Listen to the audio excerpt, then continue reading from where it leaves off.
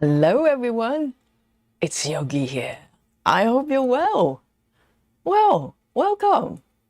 Time 1992.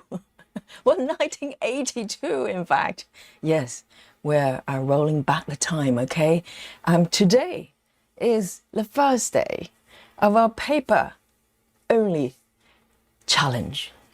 Okay, we're going to stitch, or I rather, you can come join me, and I'm gonna stitch for 10 days with no apps, and I cannot promise no electronic whatsoever. We still need some technology, don't we? But we're stitching like 1982, okay? I need to get the time right. And today, the lighting is actually powered by candle lights. I actually got a family pack of tea lights, okay, to keep us going and keep the stream going. And the computer is actually powered by me pedaling with my little feet, okay? Underneath, you can't see them, but my feet are paddling to keep the computer going, okay? And it's powered by petrol, okay? Petrol power. And a little bit of solar panel as well. So everything here is all man-powered as much as possible. So today we're going to stitch like it's 1982. All right, join me. So fundamentally,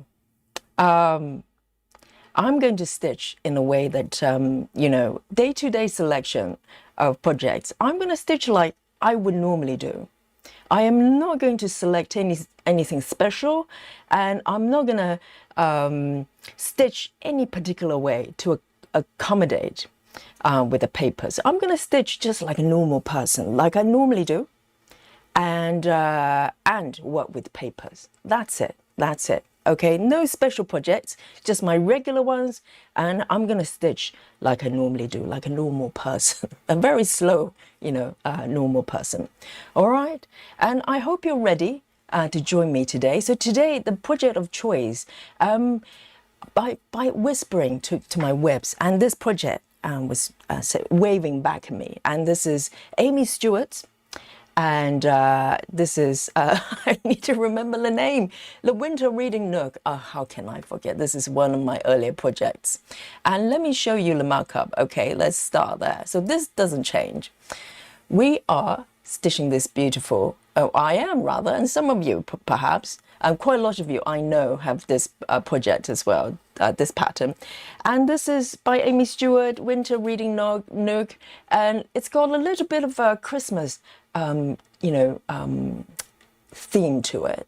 The reindeers at the back, the snowy cabin, and contrast to today's weather, okay? The weather in London for the last few days has been like, out of character. I mean, it happens sometimes, heat wave, that's what they call it. And so we've been going through and still going through a little bit of the heat wave there. I think it's going to calm down in the next few days, but not quite yet. Today, I'm practically sweating. And with all the candle lights going on, I've got about 10 tea lights around me just to keep it going. And so I'm practically sweating. So this pattern, because of the technology, am I allowed to show you my stats? Why don't we live like we're in 1982? No iPad views, okay? No Saga views, so no stats. And we're going to go in blind, and there's not going to be any stitch count at the end, okay? For 10 days, no stitch counts, no idea. I can claim as many as I want. I can say it's 9,000. If you don't agree, you do you, okay? So today, my goal is about 5,000. Let's be, oh, no, this is not what I'm going to show you here. Let's be conservative, okay? And I'm aiming for 5,000 stitches. And if you disagree, hey, we have to agree to disagree here. So here we go.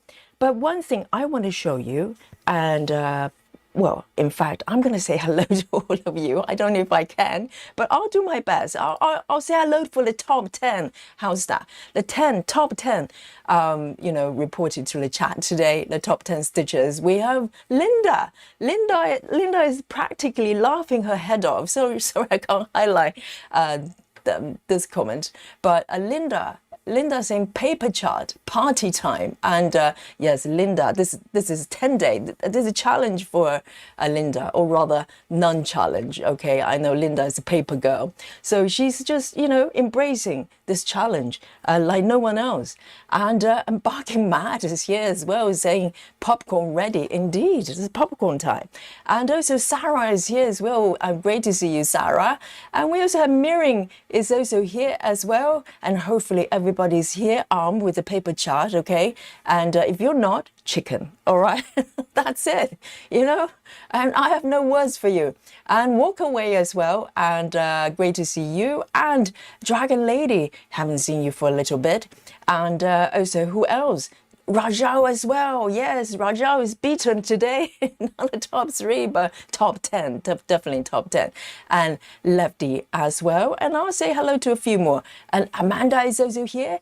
Heather House. And Daria. And also Bilan.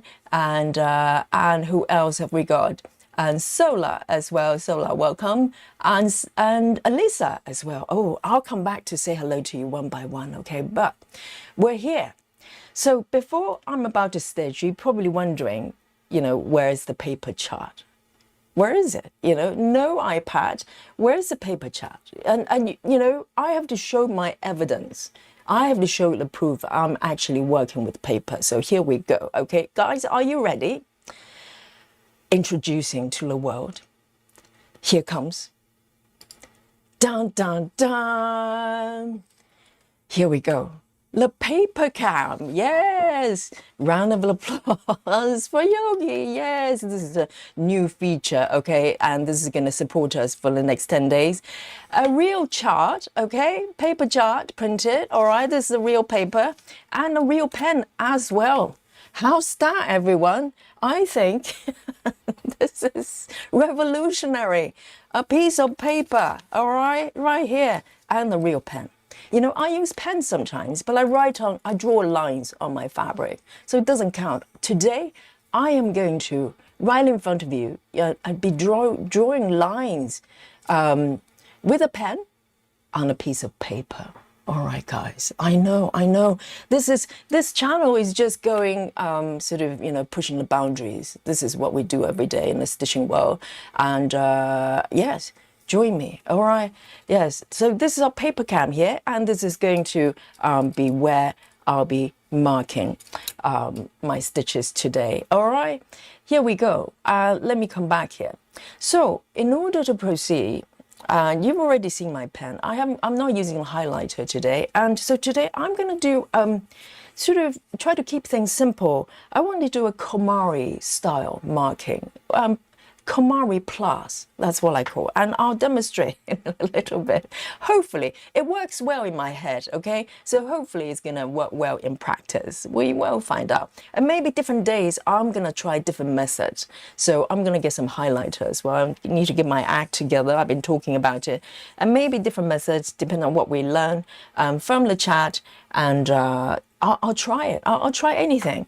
And maybe we are going to work out the best method working with paper, depending on the stitching method. So this piece, I've been stitching with kind of cross-country.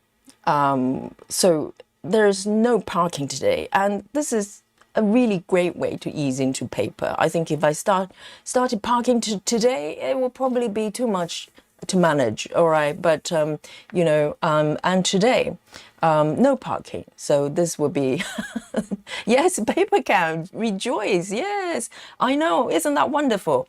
And technology, we still need technology. And my paper cam is also powered with, let's see, plants. Yes, plants have energy. So basically, there's a whole bunch of grass, weed growing around the iPhone and to support a paper cam, all right?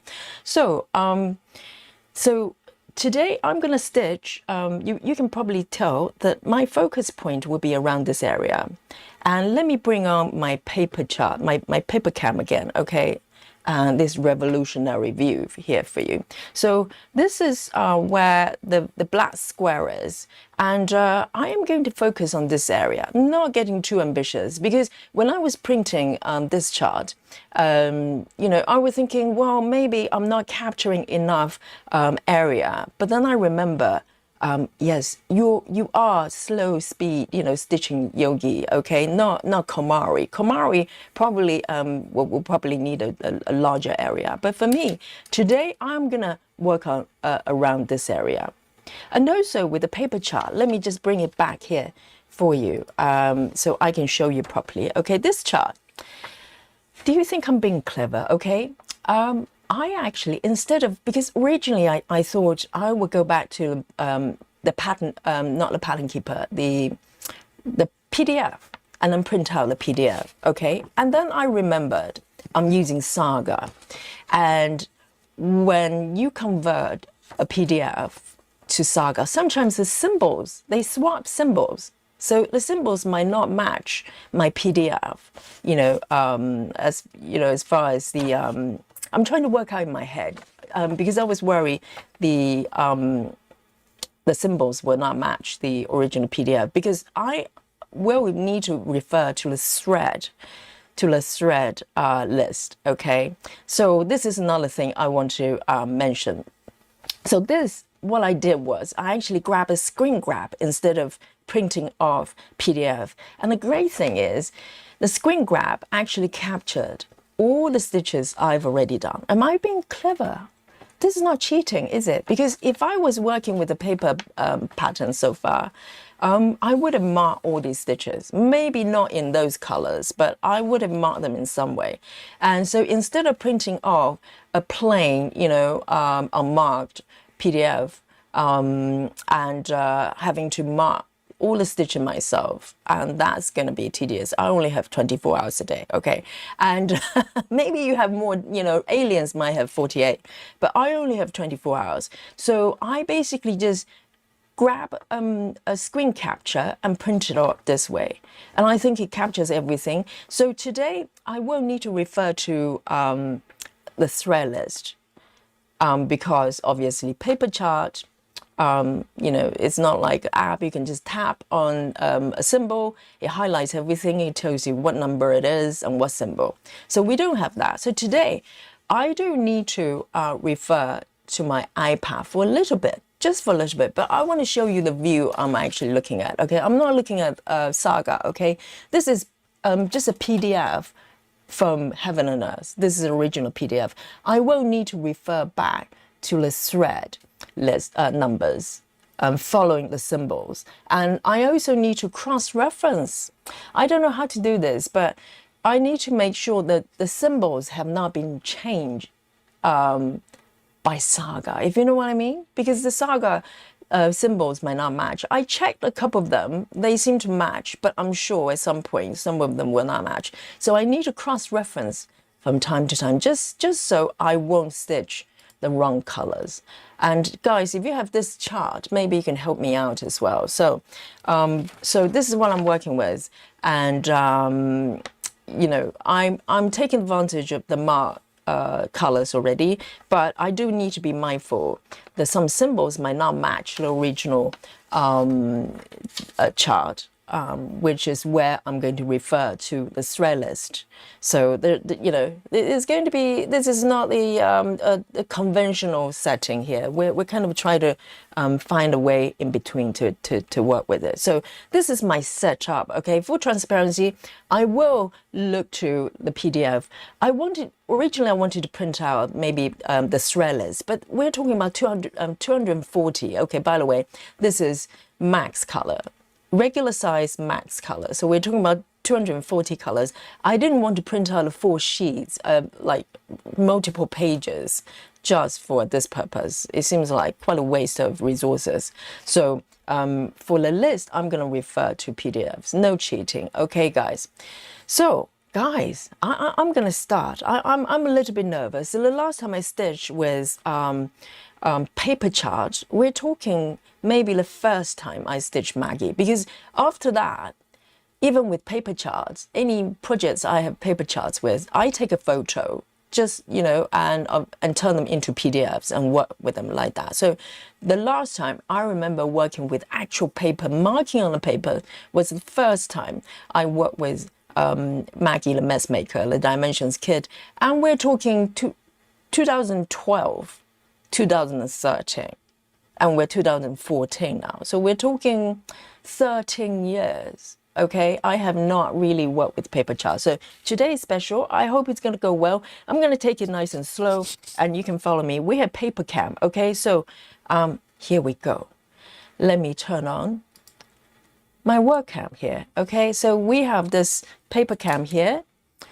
You can monitor my progress here. So today, can you see what's on my fabric here? So I'm working around this area.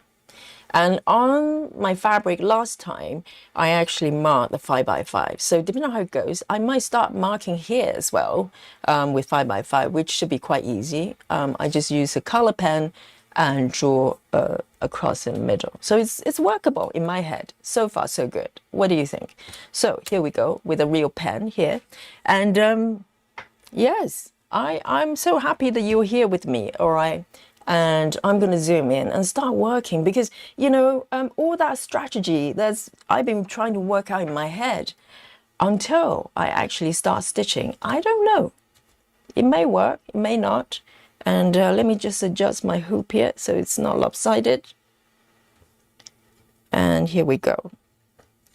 And let me know what you're working on, okay? If you're not working on paper today, I want your names, okay? And I'll keep a list of little chickens that are not refused to join me. Obviously, if you have eyesight issues, then that's, exception. I understand. But otherwise, if you're just out of irrational fear, this is only day one, okay? And so give it a go, give it a go. Oh, Ellen says, couldn't you print a symbol list from Saga? That's a very good idea. Yes, I could. I didn't even occur to me because, I just never worked with Saga this way. And also, I need to, I have questions. Hang on, let me just set up my hoop properly, okay? I have not screwed tight at the bottom of my base here, so it's wobbly. Just give me a second. A little bit of a screwdriver action going on there. Oh, I forgot to do that. Yes, much better, much better. So here we go. Yes, I will have a look. I never tried to print a symbol list. Is there a mode that you can just do that, or do I have to screen grab? And also because of the setup today, it takes up all my space. I'm not having my needle board with me. I'm gonna just work directly from my organizer here because I don't have space for my my needle board. So everything's directly coming off my organizer. Okay, so here we go. And but I'll definitely, and also because yesterday it's probably a good job I didn't start from dimensions yesterday. Okay, let me just pick the first symbol. Okay, so here we go. Paper cam here. So I'm gonna start. These look quite friendly, don't they? So what I'm going to do, essentially, whichever I've done, I'm gonna just cross out sort of Komari style. Komari basically just do a squiggle on top, but on top of that, I am going to actually circle around the stitches I'm about to do actually. So it's so a little bit at a time. I'm going to go conservative. I'm going to just do a little circle so I know where to find my my stitches, and this will help me to focus. Otherwise, my eyes might go wherever. So this is what I've got here. I've circled this bit a little bit just so I know where I'm going. All right. So here we go. So this one is black square with circle in the middle. I'm going to look to my yes, immediately I found it. Okay, it's 310. Can you see that? this is my this is the combination of with technology. But maybe tomorrow I'm going to print out the thread list as well. I'll see if I can make it work. Okay, but today I'm working with a PDF, and so this one's 310, nice and easy, and I love starting with 310. It's very, very friendly. So I am going to grab my 310, guys. Join me here. And what are you working on then? And you know, I'm gonna just take a thread of 310 because other than the chart, I'm just stitching, right? So nothing to worry about. I am just stitching, and like a normal person, okay, not like an alien. Yes, Billen is working on New Start from Golden Kite. No paper pattern for me. Oh, what did I say? You know, just print out something and just join me here. So so the bits I circle is around here. If you look at my paper cam here. So I'm gonna start here. It's making sense so far. Making a lot of sense so far. So maybe it's not as, you know, fiddly as I thought it would be. Optimistically say. And Lynn, hello. And Sarah as well. If I have not said hello to you, any of you, hello, hello. And Lynn says it's hard with paper chart. Good evening. And Cynthia, yes. I hope Cynthia is doing well. And I have not stitched for 2 days, guys. Yesterday I couldn't stream because I was just inundated with covers, and I was thinking, oh, maybe I should turn them down, and then I remember all the students, they're probably waiting for the teachers to show up. So I decided to cover a few more in the evening. But this is so great to come back. So I keep turning my head to my left, which is where my ab normally is. I need to look to the right, which is now where my paper chart is. Oh, the muscle memory. Yes. So I've done this 4. Let me see if I can zoom in a little bit so you can match up with the view on my app there. So I'm doing 4, right? So what I'm going to do is just quickly just cross them out there, just so I won't see them. And let's see how it goes. If it's not obvious, I can see quite well, so I don't know whether you can see from your view there. But if it's not obvious, tomorrow I'm going to try highlighters and see how that goes. All right, so next one. There are quite a few here, so it's kind of friendly start. Another 4 down here I'm going to do. So far, so good. I mean, this chart fundamentally is not too confetti. I keep looking to the left. It's just terrible. So it's probably a good chart to work with, to start with, to warm up. If I start doing little cake shop, oh dear, you know, it's going to be, it's not just the fact that it's confetti, but also the process of having to check the thread colors and also thread numbers, etc. All of that is going to take time.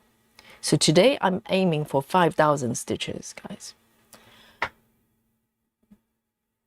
Sidra is knitting from paper pattern instead of using a knit companion app just to be in check with the regulation. Oh, I like that. So instead of, yes, I know the app actually. I had it at one point because I told you guys I was a very keen knitter before spending so much time stitching. And oh, I kept trying to turn into my iPad. It's just crazy. Yes, these 4 done as well. Komari style, okay, Komari style. And I'm going to do this 3. Well, in fact, I'm going to do this 4.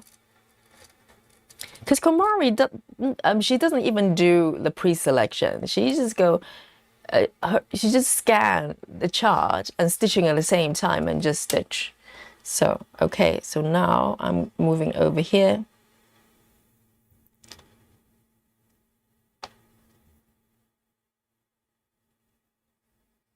And maybe I can use a pencil instead. Do you think pencils would be darker?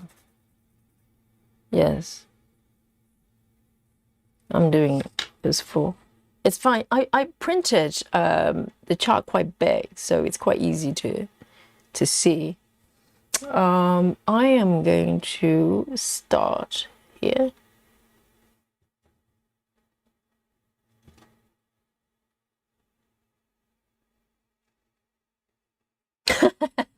Lizzie says, so for 10 days, we have 3 camps. Paper rules, chicken, and aliens. Well, aliens, they still have to do papers, right? Yes. Which camp are you, Lizzie?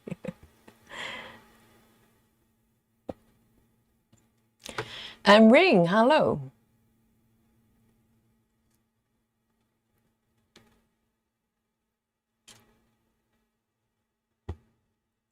Miriam says, today I'm working on a new start, fantasy by Shiny Sun. Oh, new start. With papers or without? I'm just checking with my chart here. 1, 2. Okay, 1, 2, 3. So there are 4 stitches.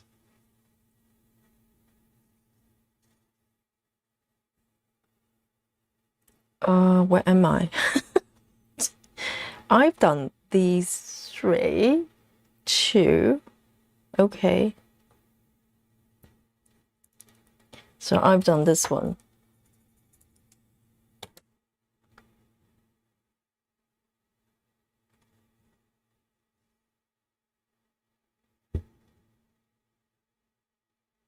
And this is going to take me all the way down here.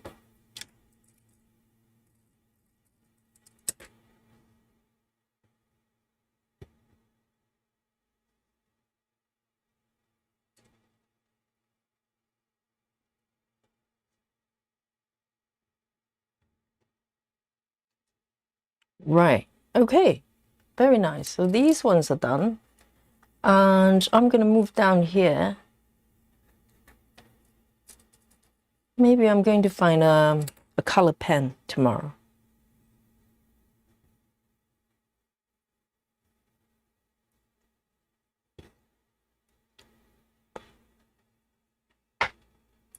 Janine says, will you be doing the same pattern for 10 days? Or are you going to switch every day? I'm going to switch every day because normally I switch every day. I'm going to just stitch normally like I normally would. And I'm not even going to pre-select all the projects I'm going to be doing for 10 days. I'm going to just take it one day at a time. I'm going to just, you know, move through the 10 days like normal days. The only difference is the paper. Okay, 2. And where do I go? Let me go over here, skip 1 stitch.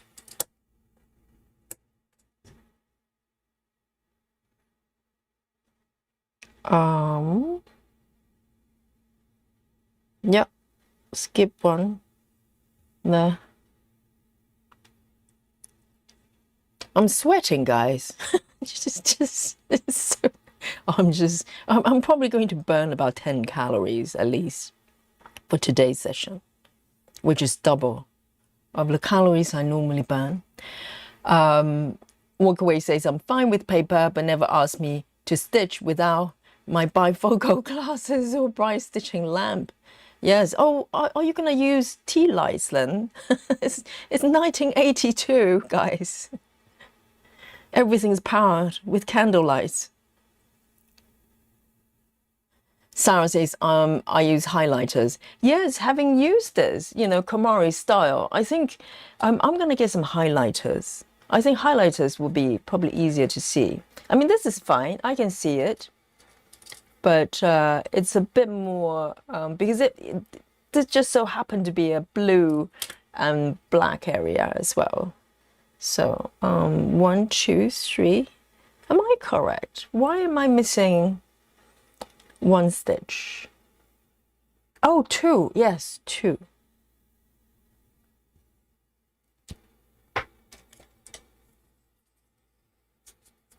I have this big highlighter here. Maybe I can use this to cross them out. But this is not a highlighter, so once it's covered, it's gone. Maybe it's too dangerous.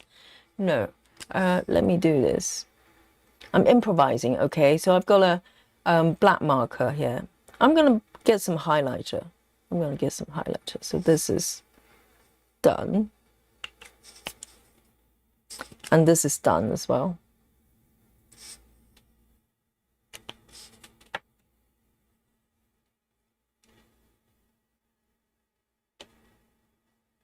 So I don't know how Komari manages to see just two little, you know, like squiggles, because it could be very, very confusing. So yes, I am going to mark the center as well. Why not? Because my fabric has got 1, 2, 3. 1, 2, 3, 4, 5. 1, 2, 3, 4, 5. Here, I can do the center line.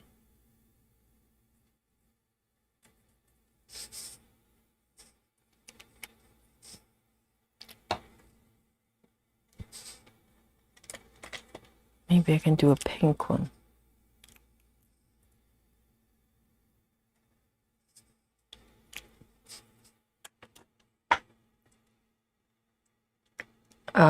Yes, I've only started stitching for about 15 minutes. I've cycled through 4 pens, just trying them out. I don't know. I think this might be too thin for me. I don't know how Komari does it. It's just a bit too thin with those lines.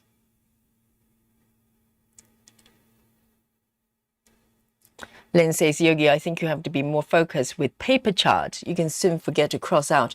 Yes, my head just keep turning to the left to look at my iPad, which is just muscle memory. And I need to remember my chart is actually on the right side. I just keep looking to the left. Let me use this one to mark out.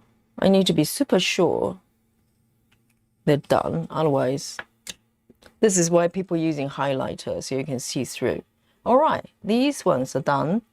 And I'm going to keep moving down. There's one more here. There's one little one here.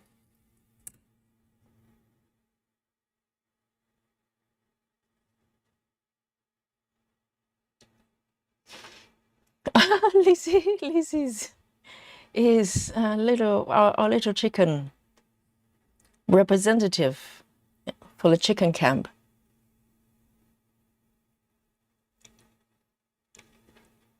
I hope it's going to be cooler because now, yes, I've got some lighting here, so it's a little bit warmer, but still, it's ridiculous. All right, I'm going to move it over here. I've done that one. The great thing about this pen is because, you know, you don't need to put on a cap and everything, so it's kind of nice, but okay, I'm going to do these 3, okay? There's 3 little ones. And tomorrow with the highlighter, I'll probably do what Steve suggested. I'll probably do a pre-selection so I know what I'm looking at, and then I'll mark it off with a different color. I think that is going to work quite well.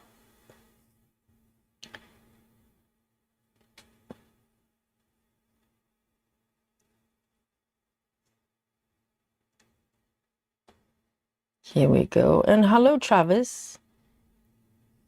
So 1, 2, 3.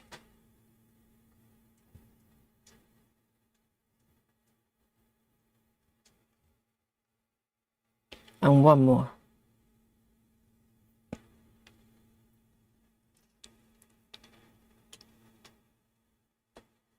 Solo's got chocolate today. All right, 85%. That's perfect.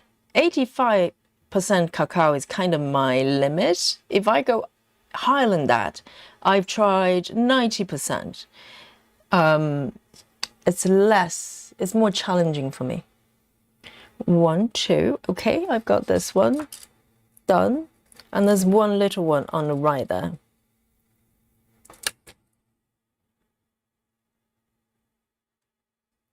sometimes, you know, unless you have a cluster of stitches kind of together in one row, or, you know, vertical or horizontal, these little ones you probably need to mark separately, because if you start doing this, well, I suppose you can if you have a highlighter, which I don't have today. Okay, that one's done. And I'm going to do this one. And also the circling, the pre-selection helps me to focus on what I'm going to stitch. Otherwise, my eyes just go everywhere.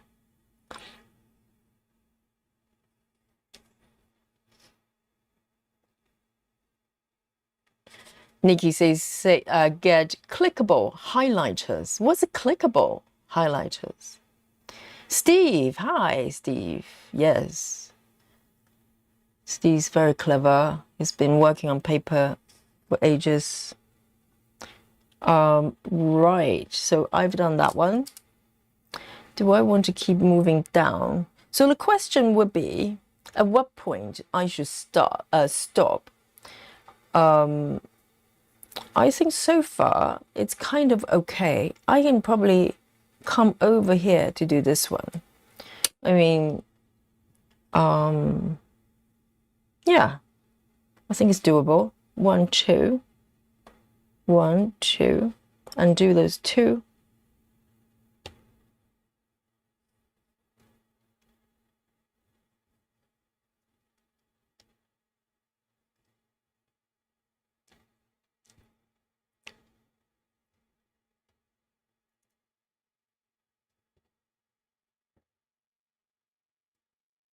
All right, 2 little ones here. I could go up there and do this one. There's a whole bits there. I could do, because what the pre-selection Steve is referring to is basically block off the area. Oh, like this, for instance, look at this. This is like a whole patch of the same color. So if I have a highlighter, right, if I do, no,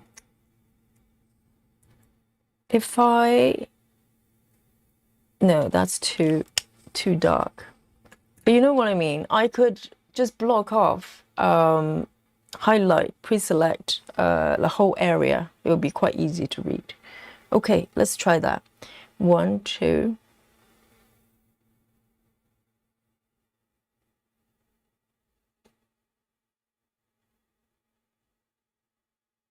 1, 2. Isn't it?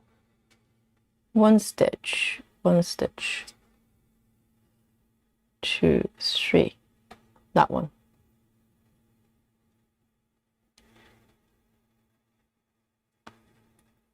Chelsea says maybe highlights the ones you're going to stitch, then mark them off once they're stitched. Yes, I think that's it feels more intuitive. I know some stitchers, they can probably just, you know, they know exactly where they're aiming for. They can scan like Komari, the alien, and she knows exactly where to go. But I think, you know, we're so used to pre-selection, you know, in terms of highlighting the stitches. It might be helpful. I think it feels more intuitive. So tomorrow I'll be armed with highlighters.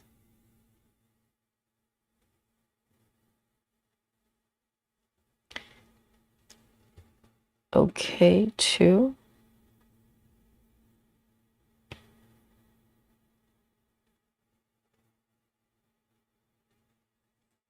And I'm going to scribble as I go, so I don't lose track. So, who's that? Komari literally just draw a line in the middle, which for me is probably not as obvious.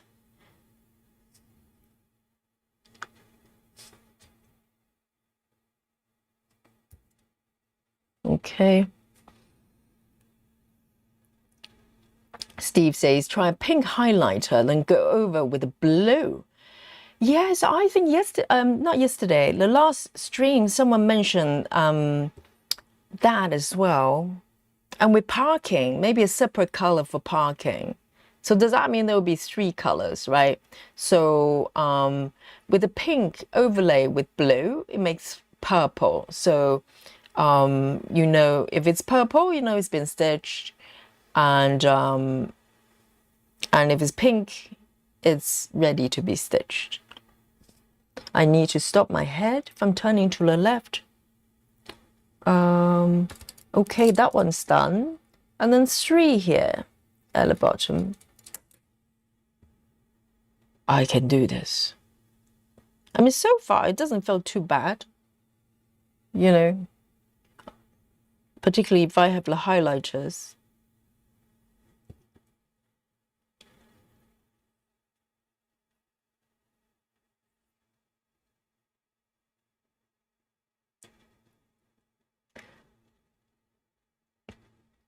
What's the clickable highlighter, I wonder? Let me just double check.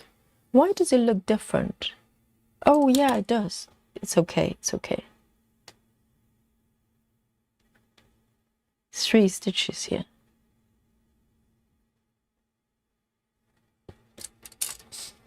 Those 3 are done.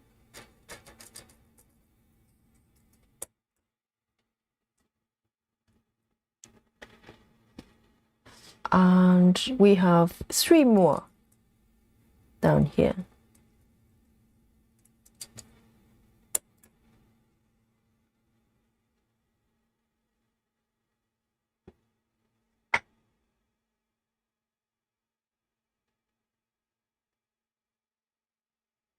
Pilan says clickable means they have no need for caps. With highlighters, do you not need caps? Do they not dry out? I'll have a look around. I'll have a look around. I should have, because, you know, I could have bought something off Amazon, but I thought, you know, I just keep it easy with a pen, because these type of pens, they don't dry. The ink doesn't dry. But I think highlighter is actually a good idea.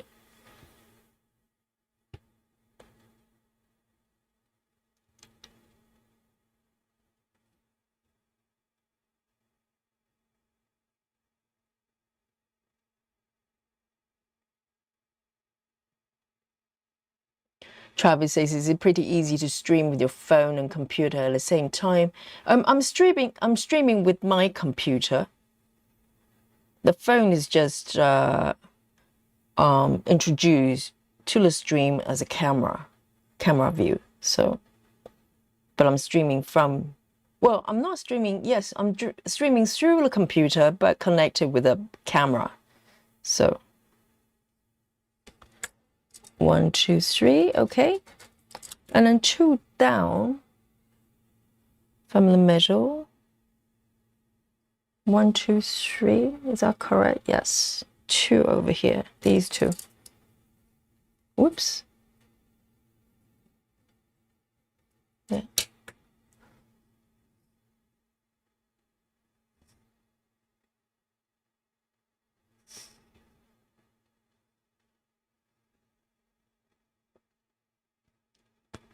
Jackie says maybe highlighting yellow, and when you're done with the stitching, highlighting red. Yes, I think either is good, just different color combination. Basically, the great thing about highlighters are the colors overlap and turn into a new color. So you literally have 3 colors. So it probably doesn't matter which you choose.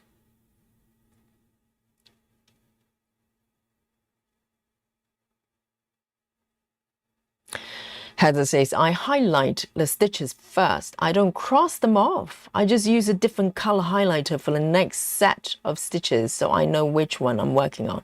When you say next set of stitches, you mean like within the same session or different session? You use one color for one session. Okay, I feel like maybe I should stop here. And maybe, yes, so I don't need to keep scanning these ones. I think these are okay. I am going to end the stitch here and not wandering too far. I think staying close is probably a good policy for now.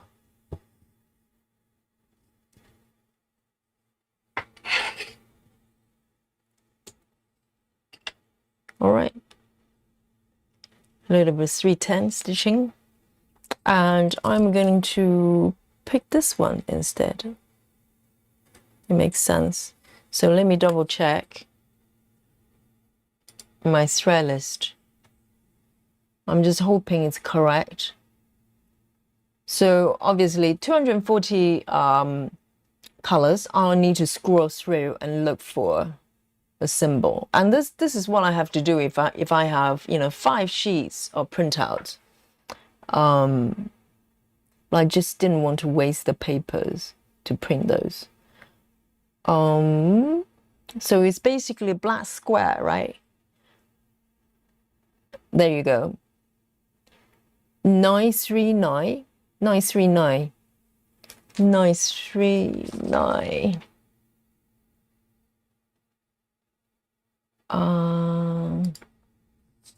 There. 939. So it looks correct. If it's like a pink, then I know it's not correct.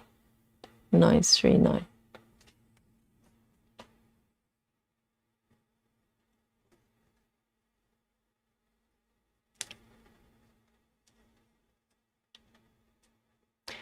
Heather says, similar to how Pattern Keeper changes the stitch that have been stitched into a flat color. Yes, I think, yes, I think so far with the stitches that use highlighters, they probably use a combination of 2 different colors and then overlapping them to make the third.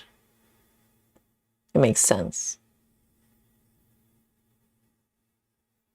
Steve says also, when I highlight initially, I make a dot in the middle of a square, instead of filling the whole square.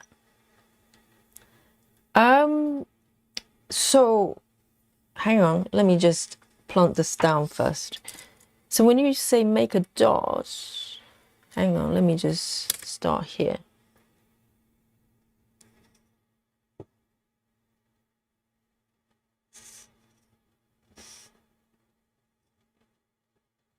So does that mean when you, let's say if you use a pink and a blue, right? So when you stitch, when you mark the pink to pre-select, you don't draw, you don't paint the grid all the way. You just make dots. Why would you do that? Is it just, but wouldn't it be easier if you actually cover the entire box? Is there a reason? Okay, 3. 3 done here. And then there's a row of 1, 2, 3, 4, 5. 5 stitches.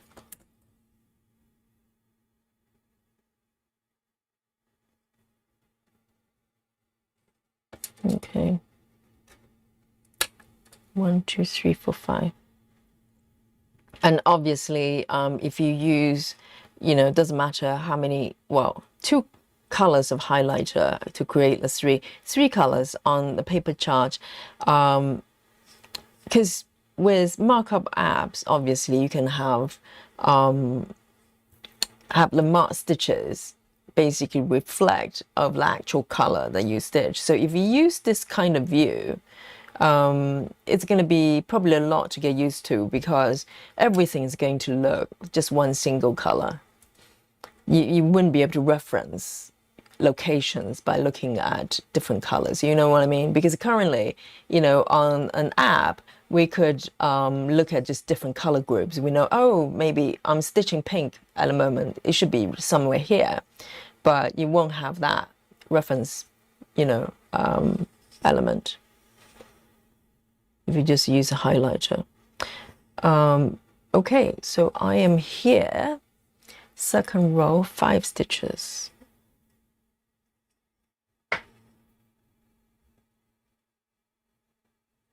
Stargazer says retractable highlighters. What is that? Does that mean you can undo it?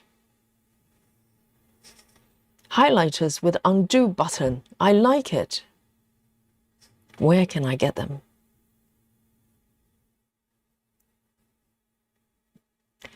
Levji says my strategy is to go as slow as possible, take deep breaths and count 4 to 5 times and count again. How do you all get past the second guessing part in counting?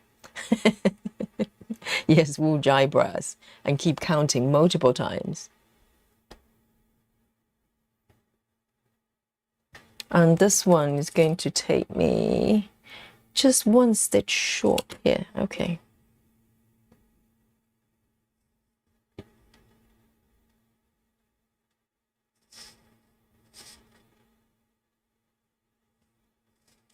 Five stitches. And then there's 4 underneath.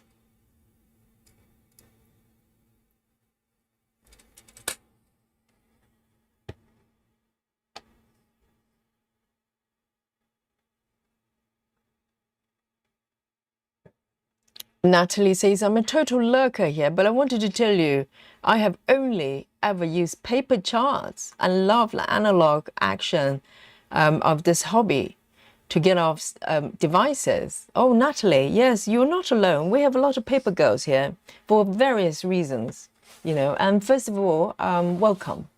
And thank you for unlurking yourself to make a comment. Well done. Yes, I can see that. I can totally see that. You know, this is a strange thing because if you think about why we love stitching, we love crafting, it's because the human element of, you know, doing something handmade. But at the same time, in order to help us to do handmade things, we introduce a lot of technology in order to do that. And to the point that we are dependent on the technology support in order to do really handmade things. You know, you can't get more tactile than stitching because literally we're planting down every single pixel on the fabric in order to create an image that we like. And but at the same time, you're quite right that there may be freedom somewhere in here to do this, you know.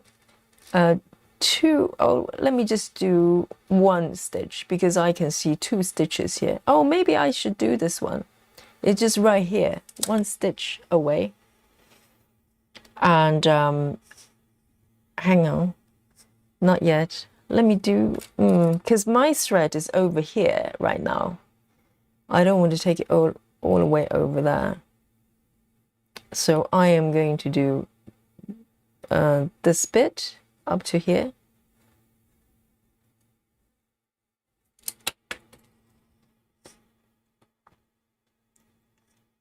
So I think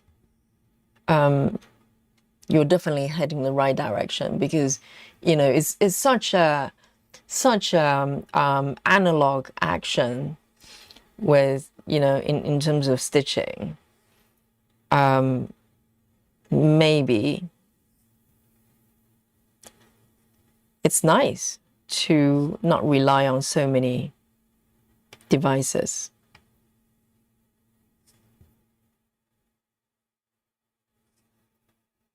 I won't know. After 10 days, I'll let you know what I think.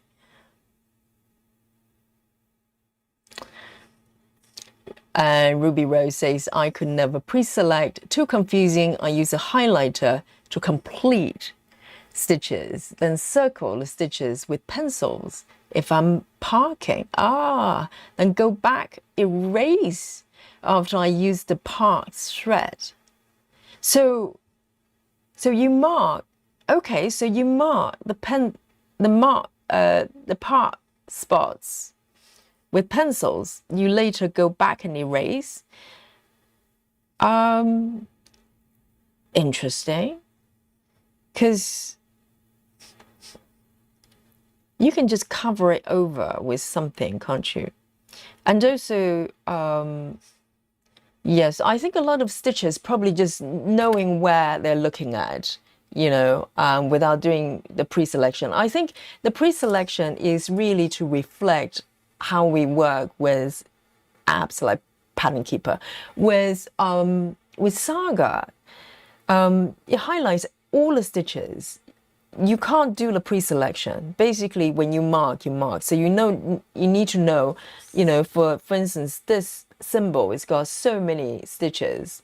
Let me just bring it a bit higher here, because it's worth highlighting, because for instance, with this color, this symbol, it's got so many stitches here. On Saga, for instance, everything's highlighted. So, you know, when you have highlighted stitches all over the place, it's just equally confusing, because you need to figure out where you're actually starting. So I think this is where Pattern Keeper does well.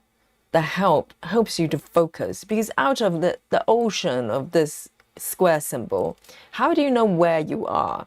So it allows you to pre-select some of them. And I think with papers, you know, we're kind of trying to simulate that. I can see the benefit of it, and I don't see that as a cheat or shortcut. It's just preferences, isn't it? Because if you're able to identify exactly where you are, and also it depends on the charts. If it's very confusing, like really high confetti, I can really see the benefit of pre-selection, because, you know, otherwise you just sit there and trying to figure out where you are. And just like now, I'm trying to figure out where I am. So I am here.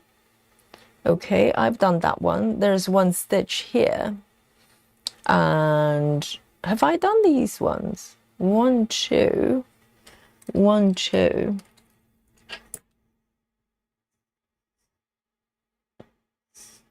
So let me see if I can use the marker, because I keep seeing the symbols. I've done these ones, and I've done, have I done this one?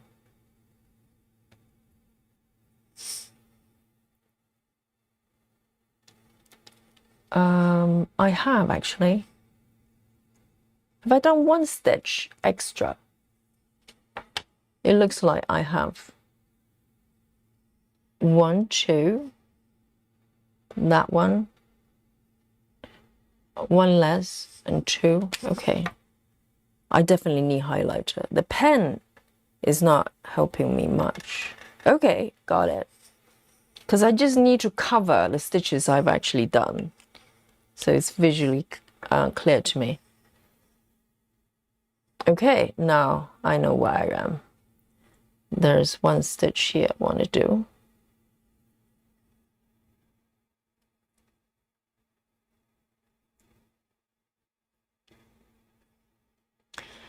Heather says I used a different color for each thread color. Oh, right. Interesting. I have 10 different highlighter colors. Usually there are more 10 colors adjacent to each other. Right. So have a look at this. So this is a different approach, isn't it? Just trying to find that. Okay, so this is what Heather says. So earlier on, we're talking about using 2 colors and overlap to create a third one. Heather is using 10 different colors, and I thought she was using 10 different colors for different sessions, you know, to mark out, this is what I did yesterday, this is what I did the day before. It turned out what Heather says is saying that using 10 colors within an area, so you know when you switch different colors, just whenever you switch colors. So what happens, Heather, when you, let's say, if you're stitching 310, there's a bundle of 10 stitches of 310. You're using one color to represent those. And then you switch to a different color, and then you just pick. Is there a way you cycle them through, or do you cycle through all 10 before you come back to the same color? I'm just trying to figure out, whether, let's say, if you have a large area like this with a lot of dark colors and a lot of 310 stitches, are they represented by different colors?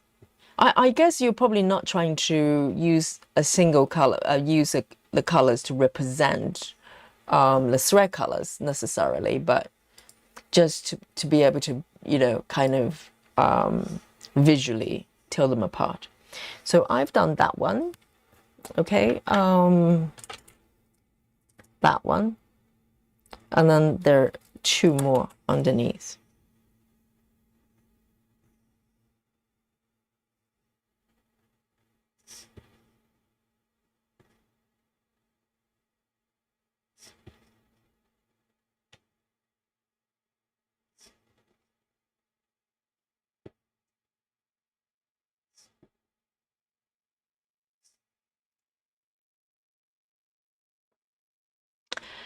Angelia Basson says, "Hi Yogi, first time here, working Gecko Rouge Gamer. I only have it in paper PDF. Oh, interesting. I know that. I know that pattern actually. Rug Gamer. Is that the one with a red hair lady? Because that pattern's quite popular. Is it Gamer? Is that the same as Gamer, or is it a different chart? I know they've got a chart called Gamer. In fact, I'm gonna use this here. All right, that's a lot clearer. I definitely need the highlighter. Okay, so I am going to do this row underneath. All the way here actually, so it's quite nice and easy. The entire row.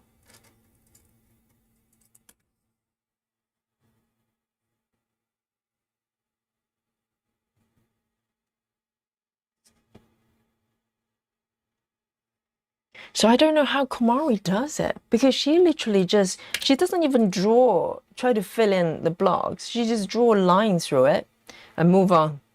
And she knows exactly where everything is. It's frightening.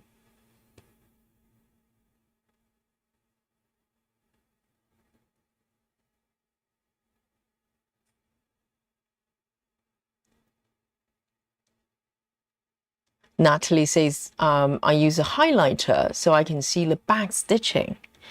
Ah, okay. So your chart, sometimes charts have other type of stitches, like back stitching. Yes, I think highlighter is a good idea because it's see-through, isn't it? So just in case you have to go back and reference it for whatever reason, like what I'm doing here is not a great idea. It's a terrible idea, because if I need to check if I have stitched anything correctly, I won't be able to see them. So I'm an amateur. Okay, so this one takes it all the way over there to the left. Does it have one stitch sticking out there? Why is there a stitch there? Hang on. I've already done that one. It's this one I'm doing, right?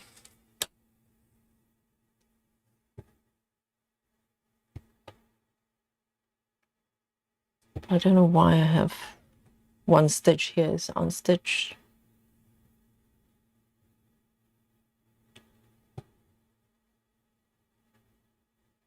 So we're talking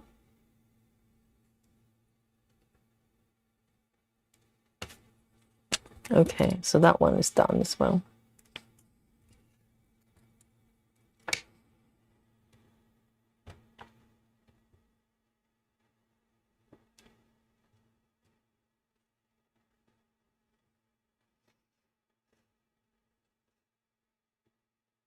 So Lefty's liking it. I know it probably takes some time to adjust to it because, you know, if you're used to using apps, this is quite a departure. And a lot of things, when I was going through it, you know, in my head, there's so many things I didn't notice there were issues until today, you know, when I actually started to print out the patterns, etc. First of all, the possible inconsistency of the symbols didn't even cross my mind until today. So I am down here. I think I'm done with this one. Okay. And the 2, yes. So I'm going to do this row, which is pretty much the same symbol down here.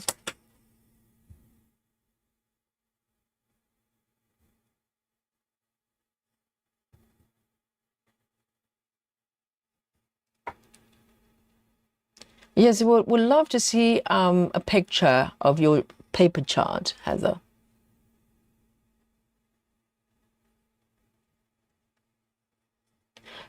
Steve says placing a dot instead of filling the colors and the whole box to save time. But the thing is though, if you have a highlighter that's broad enough, the same similar width to your block, you just draw a line, don't you? So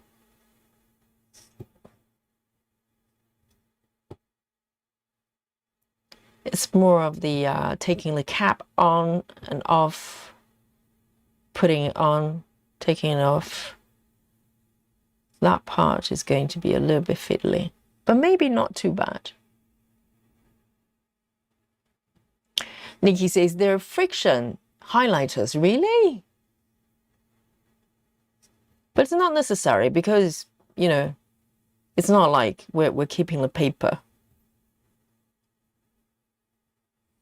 Hi, Rivers. And Chivis is here as well. And Ellen as well. Hello, Ellen. Hope you're feeling much better. And Elder Game Girl, hello. I love the name. We have met before. I remember the name. Elder Game Girl says, hi, Yogi. I go block by block counting and use yellow highlighter around a complete block. I think block by block is a very good method. I think that's good. I might try that in one of the sessions within this 10-day challenge. I think it would be interesting to know, to try it out, just working one block at a time and park perhaps, rather than, you know, freestyling parking.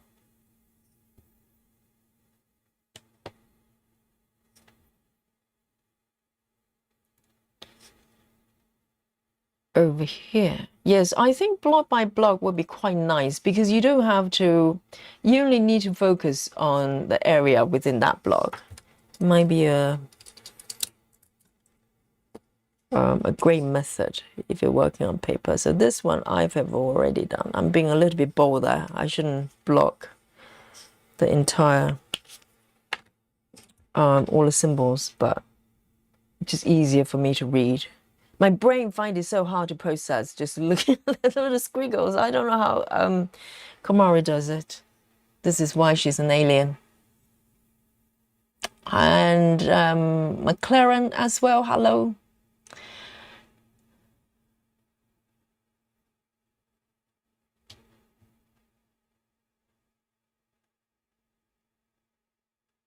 Oh, by retractable, Bilan. Right, so it's not undoing. It's basically you can bring the nib out and in. But the thing is, though, I always wonder, even with the nib being, you know, retracted, do they not dry out? How do they prevent the nibs from drying out? I don't know.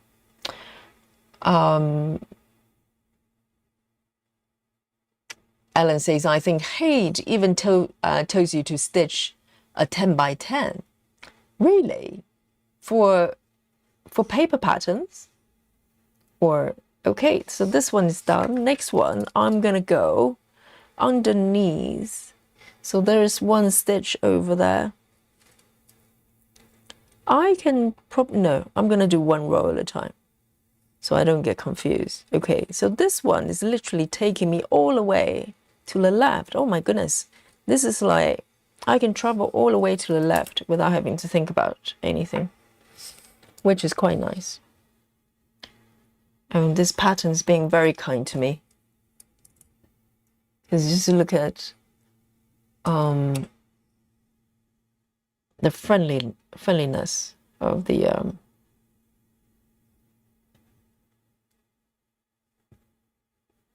lack of confetti.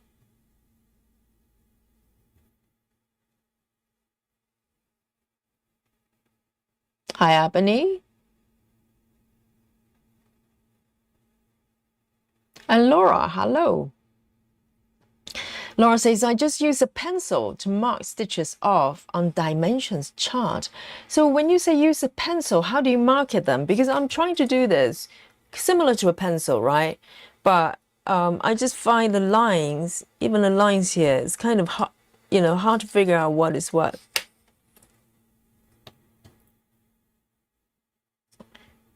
For me, covering the entire block is so much easier to read.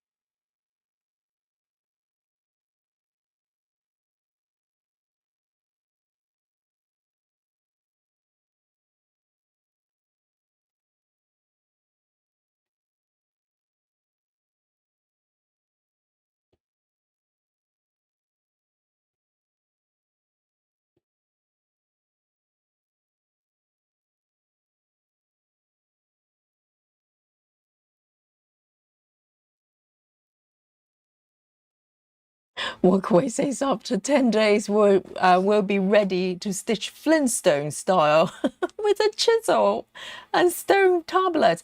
Well, we're already here, this stream is powered with petrol and me pedaling, with my little feet and candle lights.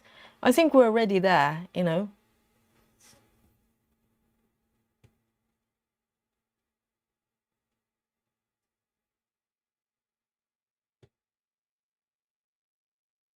Oh, why? Someone's raising fire alarm. Why? Have I done something? Am I breaking something already? I think I'm correct. Look at this. That looks correct.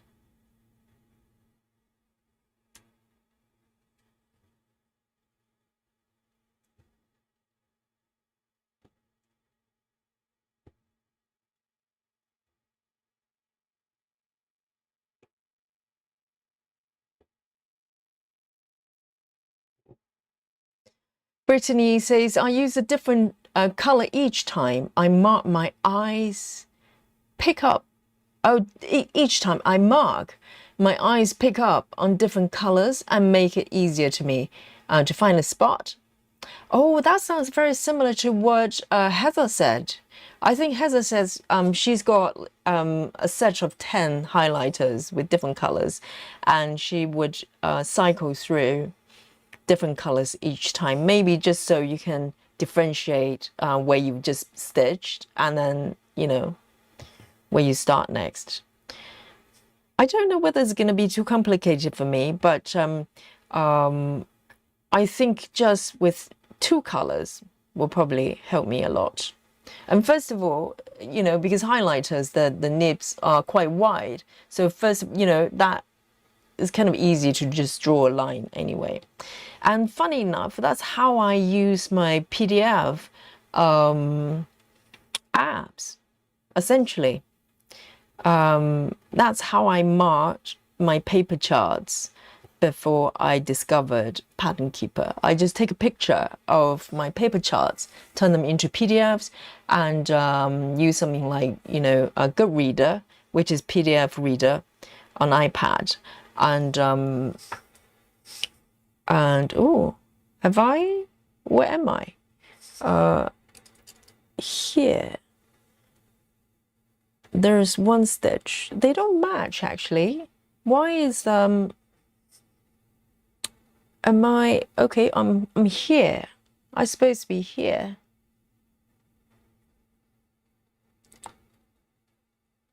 I have done this one, have I? A rhetorical question. Yes, I've done this one. This is why it's so confusing for me, because I cannot read these ones that I squiggled myself. Let me just do this. I know it's a terrible idea, but I have done these ones, right?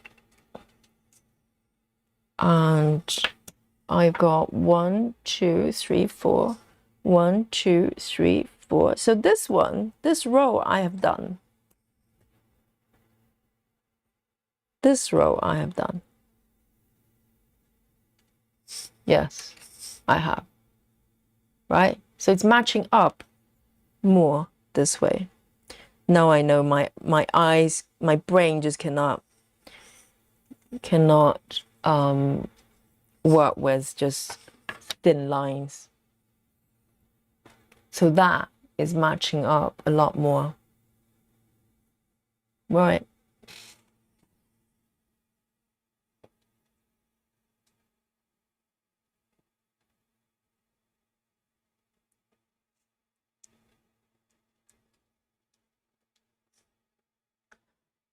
And Travis, I know this is not what you want to hear, okay, Travis, but can I give you a little bit of advice?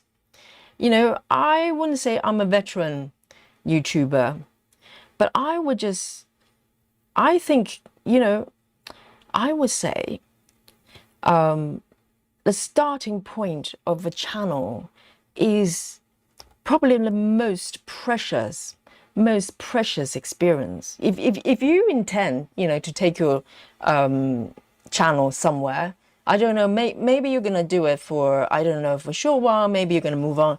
But if you intend to take it further, you know, to create content, I would say this is the most precious time you're going through, Travis. Because Travis, if you don't know, has started a channel very recently, maybe just for the last few days.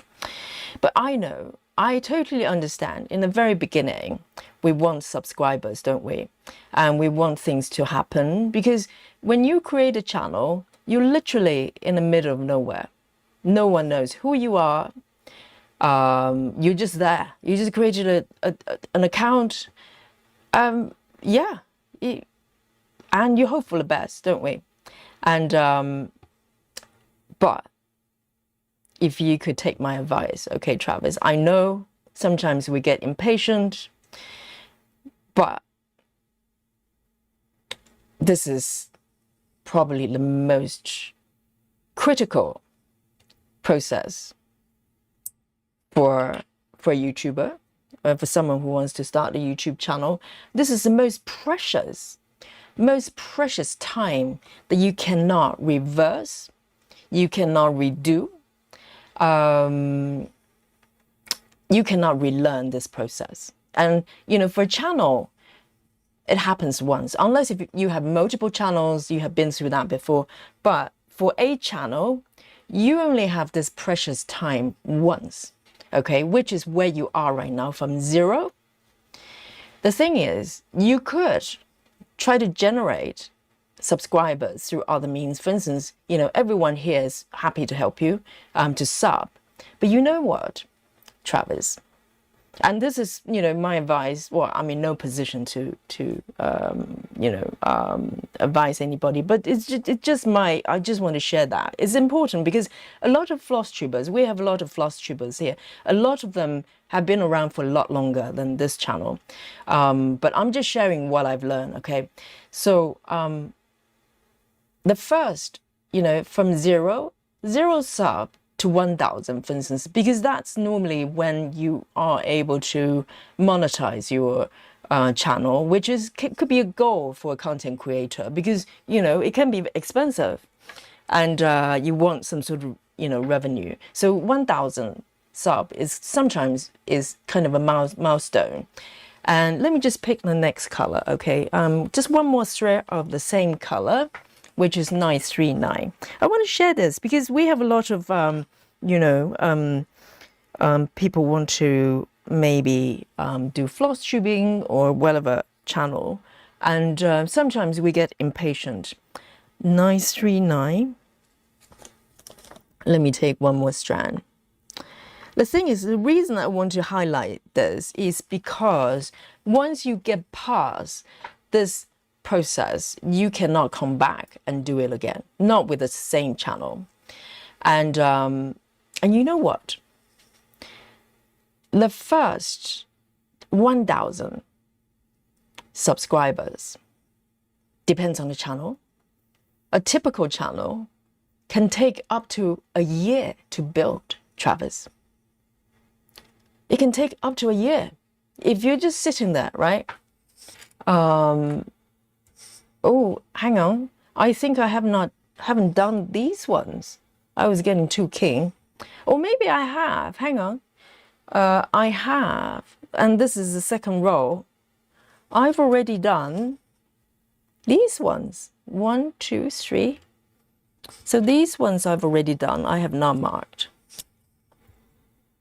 This is why it's getting confusing, right? I think this is better.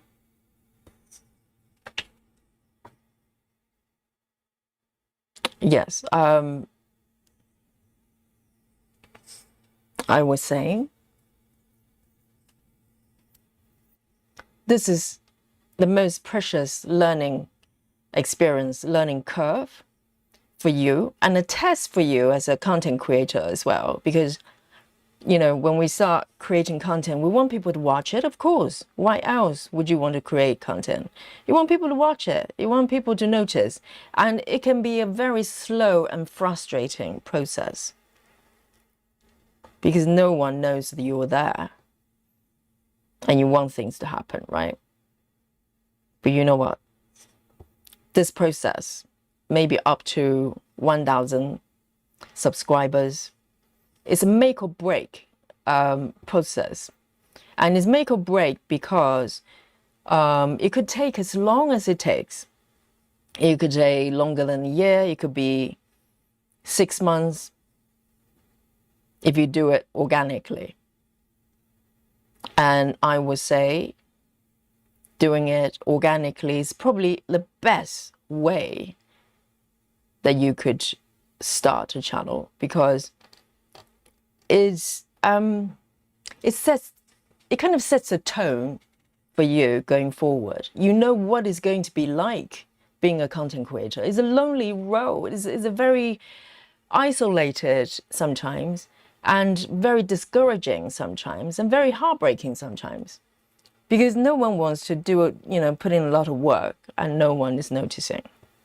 But it happens. It happens every day. It happens to all the channels.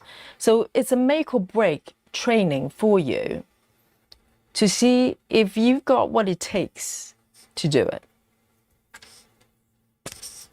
Imagine if your channel just blow up in some way. I feel bad for who's that really nice guy, Chris. His channel just blew up, but it's terrible. It's not gonna think it's terrible, but I think it's terrible because he's missing out the most important process a YouTuber can experience. It's so precious, and you can't undo it. If people just want to, you know, if algorithm just want to promote your channel, and people just want to subscribe, that's it. You're off, right? But you do not have that precious training period that gets you through to 1,000 subscribers and then onwards, because it's unpredictable. It's very unpredictable. So I think what I'm trying to say, Travis, is that to be patient. What you need to focus on right now is not to worry about how many subscribers you are. You should never worry about that. Your focus should be what kind of content you want to create, what you want to offer to this platform, right? You as a content creator, what are you trying to do? And I'm not being, being on the high horses. I'm genuinely thinking this is going to be so much better for you instead of worrying about how many subscribers, how many views. You focus on who you are as a content creator. This is the training time. This is the boot camp for a content creator to test if you're here for the right reasons. It really does, because there will be times, it goes up and down. Some days, a lot of people watching, some days very, suddenly halved. It will happen. Algorithm is unpredictable. It's changing all the time. So you cannot win. You cannot outsmart algorithm. It will always be ahead of you. So the only thing you have to support you as a content creator is who you are, why you're here in the first place. I'm really not lecturing you, okay, Travis? Because you're at this critical moment that you should embrace and learn from it. Just like every single person starting a channel from zero, right? So sub count is not your worry right now. Sub count, subscribers will come if you have good content. They will find you eventually. I started from zero and, hopefully, I'm not saying this is a good content. Of course, this is quality content, okay? Top notch, BBC of the stitching world. It's up for you to decide, up for debate. But what I'm saying is, if you believe what you're offering is good, people will find you. It might take a little while. It might take a long time, but you're not here to gain numbers. You're here to offer what you want to offer. It's a calling, being a YouTuber. If you're here not for the right reason, you're going to be frustrated. You're going to be gone in 3 months. You're going to be gone in 6 months because things are not going the way you wanted. It happens every day. We see, how many channels do we see that, they create content for 6 months and then they're gone. Happens every single minute as we speak. So you need to give yourself that opportunity to find out who you are. Am I making sense, Travis? I'm saying this with love, with a lot of love. I know you're king, you want things to happen, but you shouldn't need to worry about sub count for now. The audience will come, if you're persistent.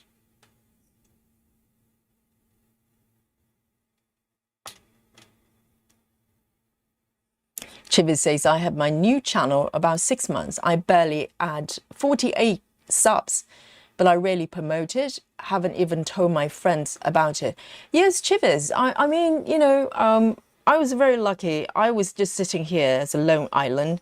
And then, whoever came and discovered the channel, they were kind enough to spread words. I've heard stories about people discovering me because someone was talking about me on other YouTube floss tubers, other channels, or on Facebook posts or whatever.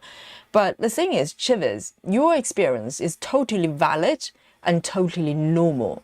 Absolutely, that's what everybody goes through. And but if you're here, if you're creating your channel and your content for the right reasons, you don't care, right? Because you do it for love, and whatever else is bonus. So. And you have to do, you have to have that firm grounding there, because things are not going to go in the way that you wanted. Unlikely.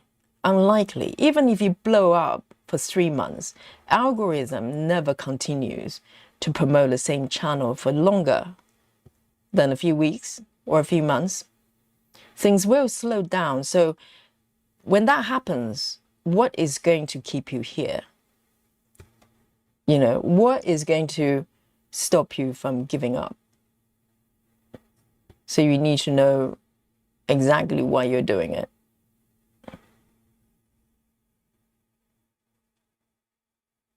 So Kathy is working on Maggie.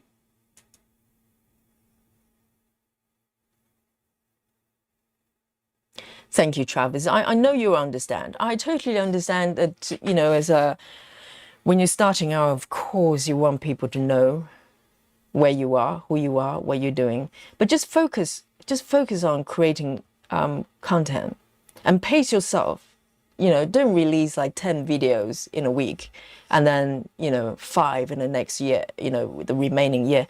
You need to pace yourself. You need to have a rhythm, not just for the audience, but for yourself. So you can work out a kind of workflow, a kind of rhythm timetable for yourself. That's kind of sustainable, because otherwise, you know, you can rush out 10 videos a day and then not creating anything for 3 weeks. You know, there's no requirement to be here every single day, you know, to create new content every single day. It's up to you.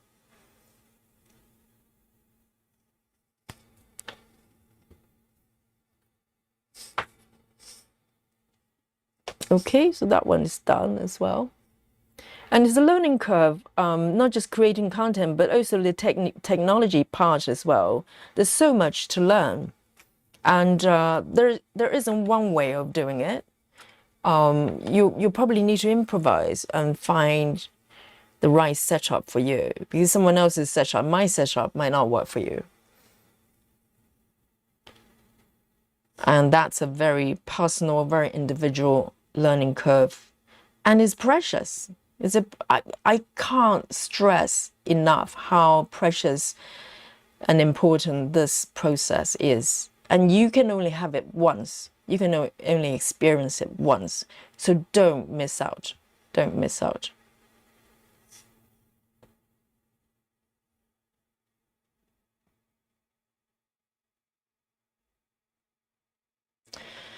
Brittany says, question, when dealing with confetti colors, color changes, how do you prefer to end your thread? I'm trying to stop feeding it through stitches on the back. Yes, you can do it on the front. Normally, I just do what I call a tuck-in. So I manage everything from the front with full coverage. I start from the front, I end from the front. With this one, let me just highlight this one. So it's pretty much the same color. I can't believe how friendly this area is. I probably subconsciously, you know, kind of picked this area, just looking at the patterns here. I literally have the entire row of the same color stitches. Travis says, the main reason for wanting 50 subscribers so I could live stream on my phone. But Travis, that's precisely what I'm talking about. If the number of subscribers is preventing you from live streaming, you can live stream from PC. You just need to stream from the PC rather than live stream. So it's doable. But in order for you to do it from live stream, from iPhone, you just have to be patient. I know you can get 50 subscribers now here, you know, in the chat. No problem. We're here to support you. But in a way, I think you're being deprived from that learning curve. You can't want things just, you know, happen instantly. That's not good for you. That's really not good for you, Travis. So be patient. If it takes 3 weeks for you to gain 50, I know you have 50 now, okay? But in a way, I don't want to say it's cheating, but it kind of is. You're depriving yourself from that precious learning experience that is going to keep you grounded and solid, you know, even when things are really bad. Because if they, you know, when if YouTube, they change the way they promote videos, which they do all the time. Algorithms being changed every single day. Things might go your way or not going your way. So it's totally unpredictable. And the only thing you have control over is your own content. And you need to focus on that. You don't have to stream to create content. You can create a recorded video anytime. Nothing is stopping you from making content.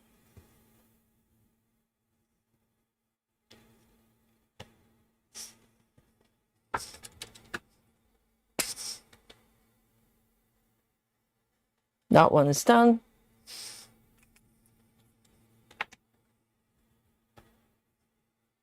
And this row is pretty much the entire row of the same color. Yay!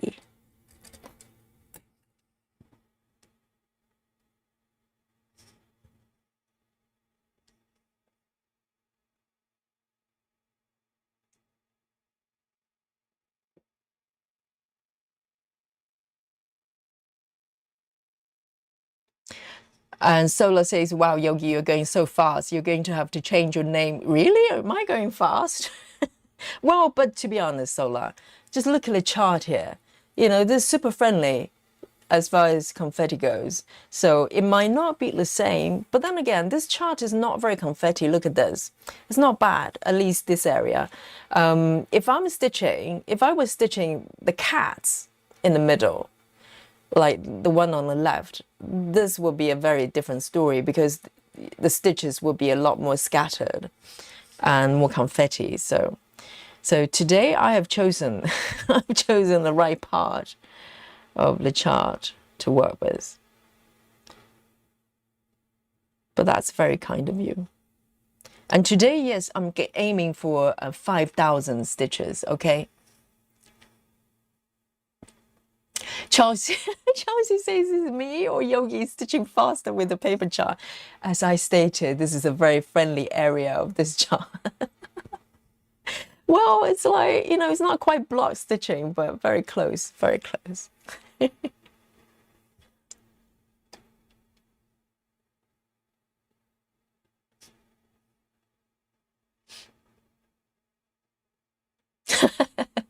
Yes, I mean, Chelsea, your experience is very, very, you know, typical.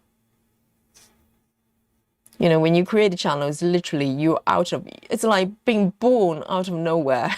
No one knows who you are, where you are, no one cares. That's it. Ellen says, Yogi, I will become a paper girl, but she stitched a lot of dimensions, so Yogi will become a paper girl. Oh, you mean me? And oh, right, Ellen. So Ellen's theory is because I've done a lot of dimensions, so I'm used to it. Yes and no. So yes, I've done a lot of dimensions chart, but the last time I actually worked with papers, it was back in 2012, 2013 when I stitched Maggie for the first time. Prior to that, maybe I did, but prior to that, the dimensions charts or other charts I've done, they're a lot simpler. I think Maggie was the first full coverage pattern that I stitched without knowing the term. I didn't know the term even existed until COVID time, you know, when I discovered Heaven and Earth. So I was stitching Maggie for the first time, 2012. I think Maggie was my first full coverage, to be honest, even though the chart obviously is not as complex. So that was my first, you know, real paper chart experience. I was literally using the original copy. I didn't even make a photocopy. I was just working with the original chart, and until the chart was falling apart, I had to glue parts because you keep folding the charts backward and forward, and so they start to fall apart. I have to tape, you know, them together. But since then, I've been pretty much using iPad, mostly iPad. I just take photos of my paper charts. So the second time I worked on Maggie, I was already using PDFs. So I take photos of my charts and then just highlight with a built-in highlighter on the screen. So similar, very similar way that I would with a paper chart, but I was still working with a device. So I don't know. I think time would tell, particularly when I'm working on more, confetti pieces, patterns, and also when I start parking with the paper chart, things might change a little bit. But so I'm gonna keep going until I get to the green stitch. Oh, Brittany says, can you explain the tucking method? I will. This thread is getting really short, so I'm gonna do a tuck-in. Okay, I'm gonna show you. But also, there are a couple of videos. I think there's the shorts. Do I have a shorts for tuck-in? But there's definitely a longer session that I did, a live stream I did, to explain, to kind of go through all the starting and ending methods that I know of from the front. So my focus is managing everything from the front. Okay, so now I am going to, oh, there's a tiny bit left. Do you think I can manage one more stitch? It's probably too ambitious. I'm going to stop here. There's one more stitch here. So tuck in, all right? Brittany, I am going to, so this is my, this stitch I just finished, right? I finished here, this stitch here. Let me zoom in a little bit more for Brittany. Okay, so I finish at this stitch. So you have the option to come up to the bottom right of the same stitch if you want to and pull a thread up. But I tend to take it away a few stitches if I can find surrounding stitches, because I want a little bit of thread underneath that I can carry to the second location where I'm going to end the stitch, because if for any reason the tuck-in pops out, the chances are the thread underneath might get stitched down by other stitches. So it's kind of a security policy, but you could technically just come up from the same stitch. Sometimes it happens. So I am going to come up from here, just a few stitches away, just pick a color that's kind of similar in color. I could actually come down here actually, because this blue stitch is actually closer in colors, but I just want to be able to show you what happens. So you come up, I tend to come up with from bottom right corner. You can come up with, well, technically any corner actually, because what I'm going to do is literally take the thread and then just find the center of this stitch I'm going to end my thread with and just do a pin. Just aim for the center of the stitch and just insert the needle inwards. So I came up from, oh, sorry, let me do it again. I came up from the bottom right? And so I'm following the bottom right stitch, corner to the center. So I'm creating a quarter stitch that's going this direction. Makes sense? I'm coming from the bottom right. So I'm just stabbing, inserting the needle through the center there. And guess what? It's done, Brittany. So what I normally do, because I'm managing everything from the front, I just come up a couple of stitches away and then just cut it off. So the stitch got tucked in right here. And you can hardly see, even if sometimes the stitches get a little bit messy, you can see a little bit of color poking through. But if you pick the end, the stitch that's kind of similar to the color you're ending, you can hardly see it. And particularly if I, stitch the surrounding stitches, you cannot tell if there's a little bit sticking out. And sometimes when I'm really naughty, I actually end in a very different color, but still, you can get away with it. You know, if you just, you know, because if you're doing full coverage, literally everything just get blended in. So this is it. So you come up from one of the corners, I come up from bottom right, and you just aim for the center and tuck the thread underneath the center of that cross. You know, the cross right here, you just aim for the center and bury the thread underneath and pull it up, and that's it. I hope that makes sense. And to be honest, it's quite secure. I have not had major problems with it. Occasionally, very occasionally, if I end somewhere that's floating somewhere for ages, not being stitched, you know, the surrounding area is not being stitched, sometimes it comes loose. It does happen, but rarely. So hopefully that helps.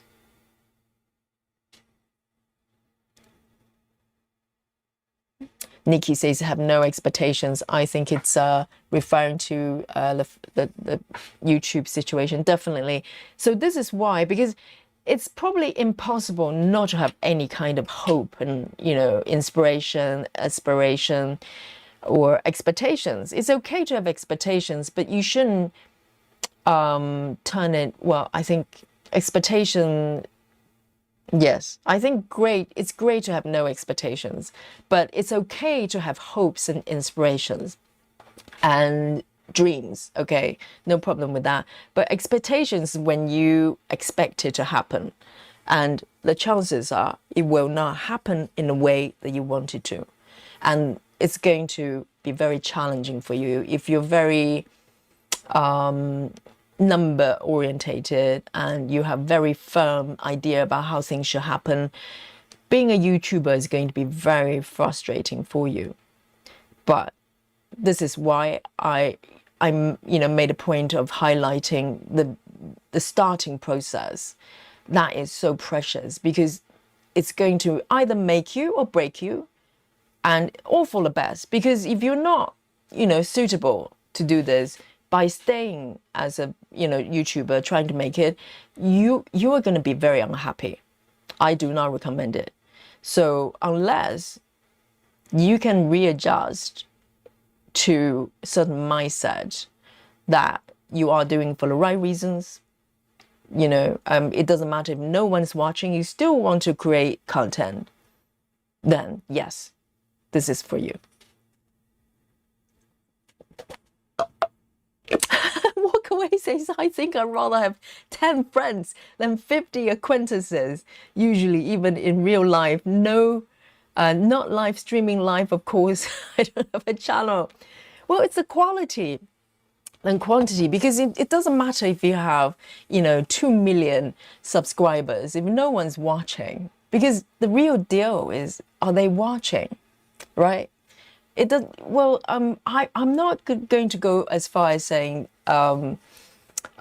subscriber count is vanity, but it kind of is in the YouTube terms, because you can always tell what is real just looking at how YouTube reward content creators. They do not reward you with revenues by sub counts. You can make 2 million sub counts, they don't give a shit. Okay, it's the view time, the views, because for them, that's the real thing. So in a way, you know, sub counts, sometimes people go, well, if you sub me, I sub you. It happens quite a lot. I'm not knocking it, okay? But as a content creator, you have to think about, what does that mean to you? Sub counts are simply people pressing a button and go subscribe. But are they coming back to watch you?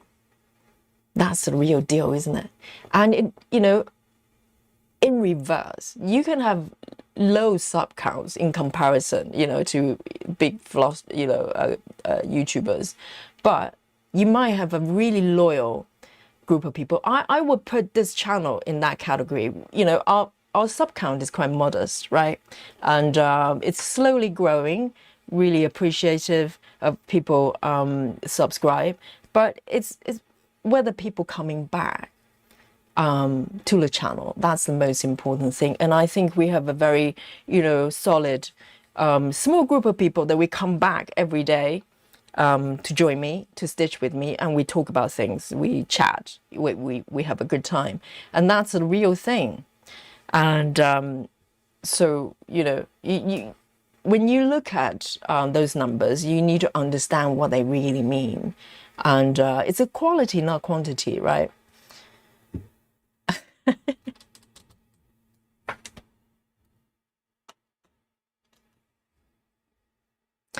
Needle. Needles, do you have to point that out?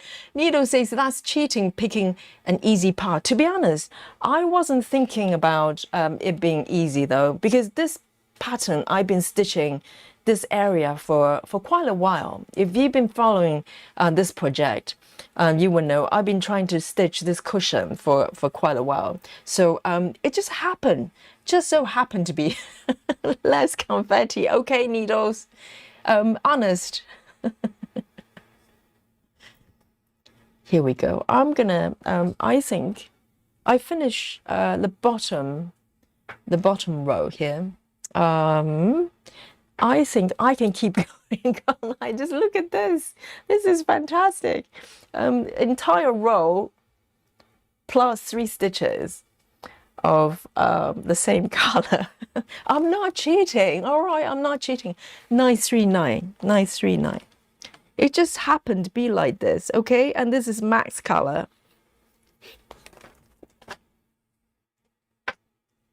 It just happened to be charted this way, okay?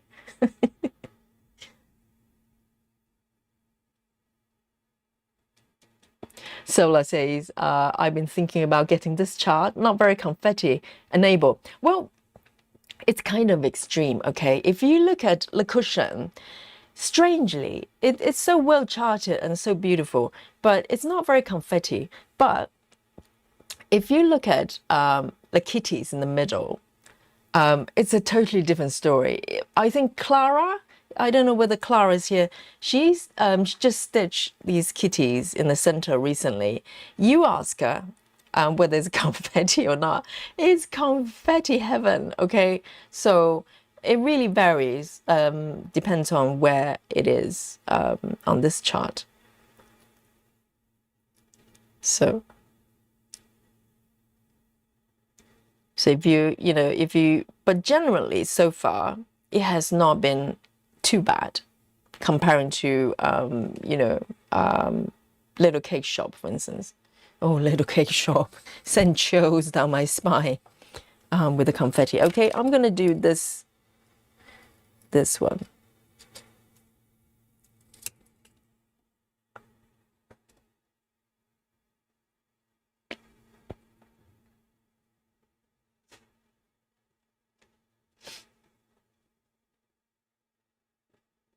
You're welcome, Brittany. Brittany says, and then stitching over the other stitches helps secure it. Yes, can you imagine? I think you can visualize it, right? If I take a thread over on stitch area, not over stitch area, okay? So this is one effort that I do try to maintain, is that not to carry thread over stitch area, maybe no more than 3 stitches, okay? And one reason is it's messy, but also it's not really helping. It's just building up more bulk. So in order to kind of add a bit more security, that if you take your thread, so imagine if this thread is underneath the fabric, I just carrying over to another location, maybe do a tuck in to end the thread. When I stitch over this area, this thread underneath is being tucked down. So it doesn't matter what happens to the tuck in stitch. It could pop out, doesn't matter. The thread that you carry over to another location is being tucked, stitched down. So if you just do that as a practice, then your stitches should be quite secure.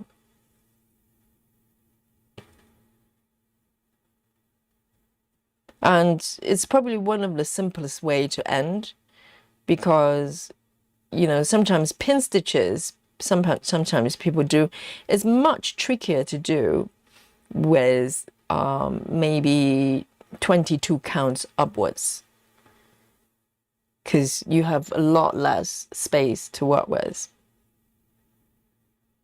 And tuck-in, it doesn't matter. It works with all stitch counts. I do tuck-in on 28 counts. No problem.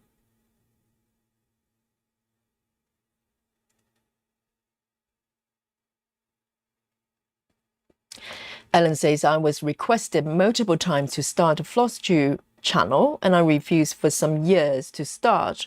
Almost 2 years ago, after another request, and my family said I should start one, so I began. Who requested you to start? Like family members? Yes, maybe someone thinks you have something to offer, you know. But ultimately, you have to enjoy it. You have to want to do it.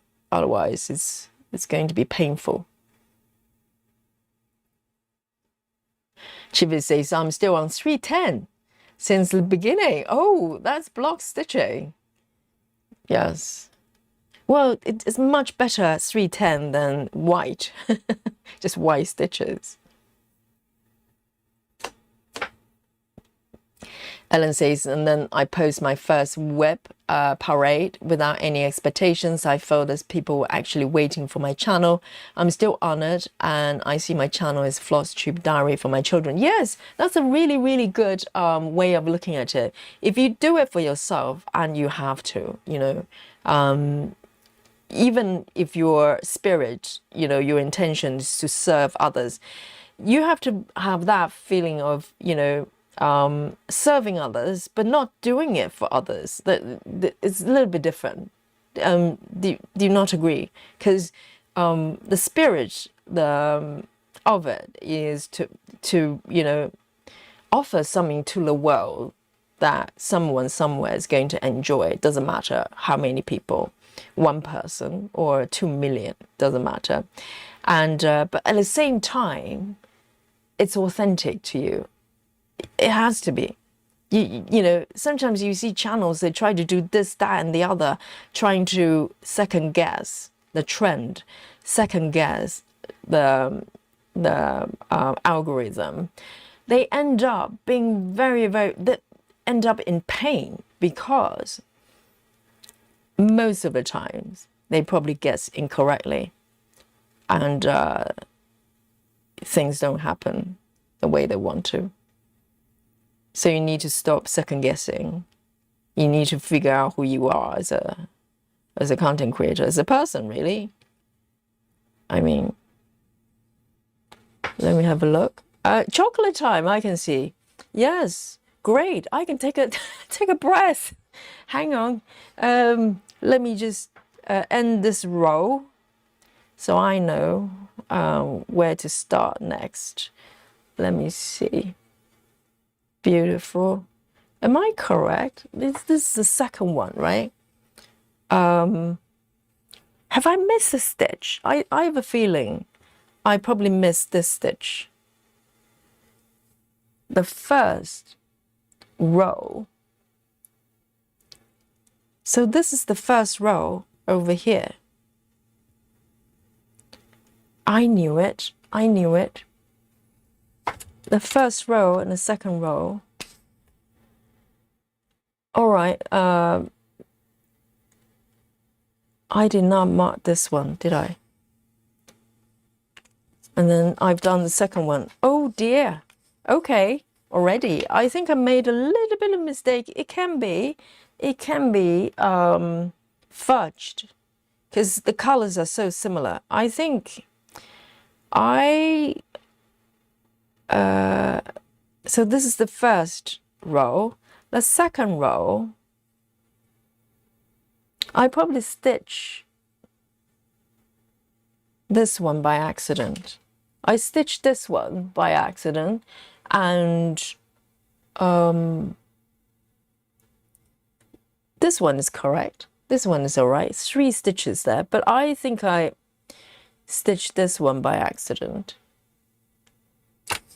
So So it's all right. It's doable. Oh no, this is the second row I've done, isn't it? Or is it the first one? This is the second one. Dear, oh dear. Okay, I just accidentally completed the second row. This row, which has got a couple of other colors, very similar. Well, 310, these ones. So practically the same color. But I stitched this one as well. So I lost count of which row I was. Oh dear. Okay, it's all right. Let's fudge. Let's fudge. So I am going to mark this one. Shall I do this? 1, 2. Yeah, I'm on row 2. I'm on here.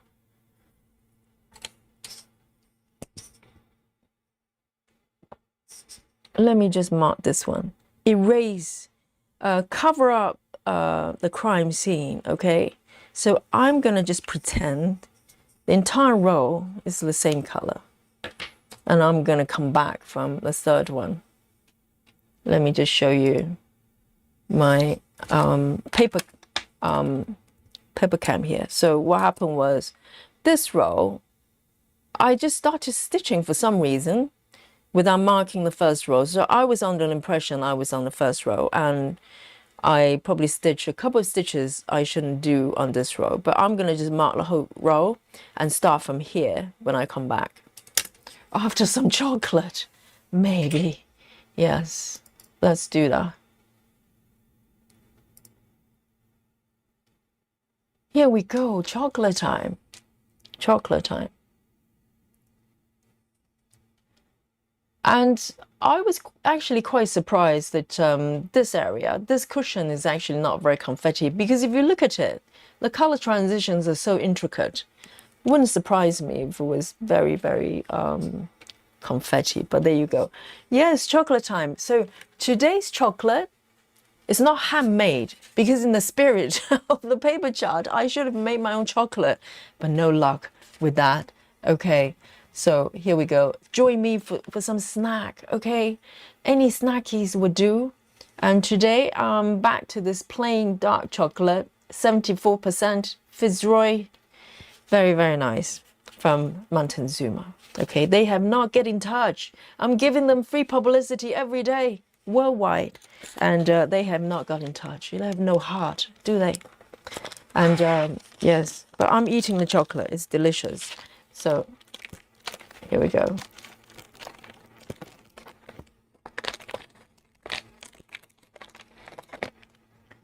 Cheers, everyone. It's so warm. I need to be careful that it's not melting all over the place.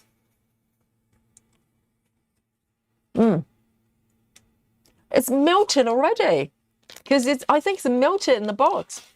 Because when I put it in the mouth, it feels like it's already been eaten by someone else. Not literally.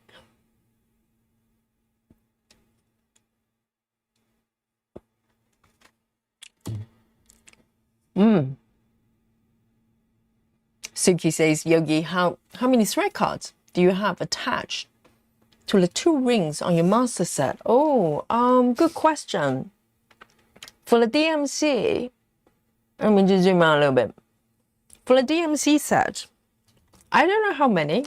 I think they're about 29 for the full set.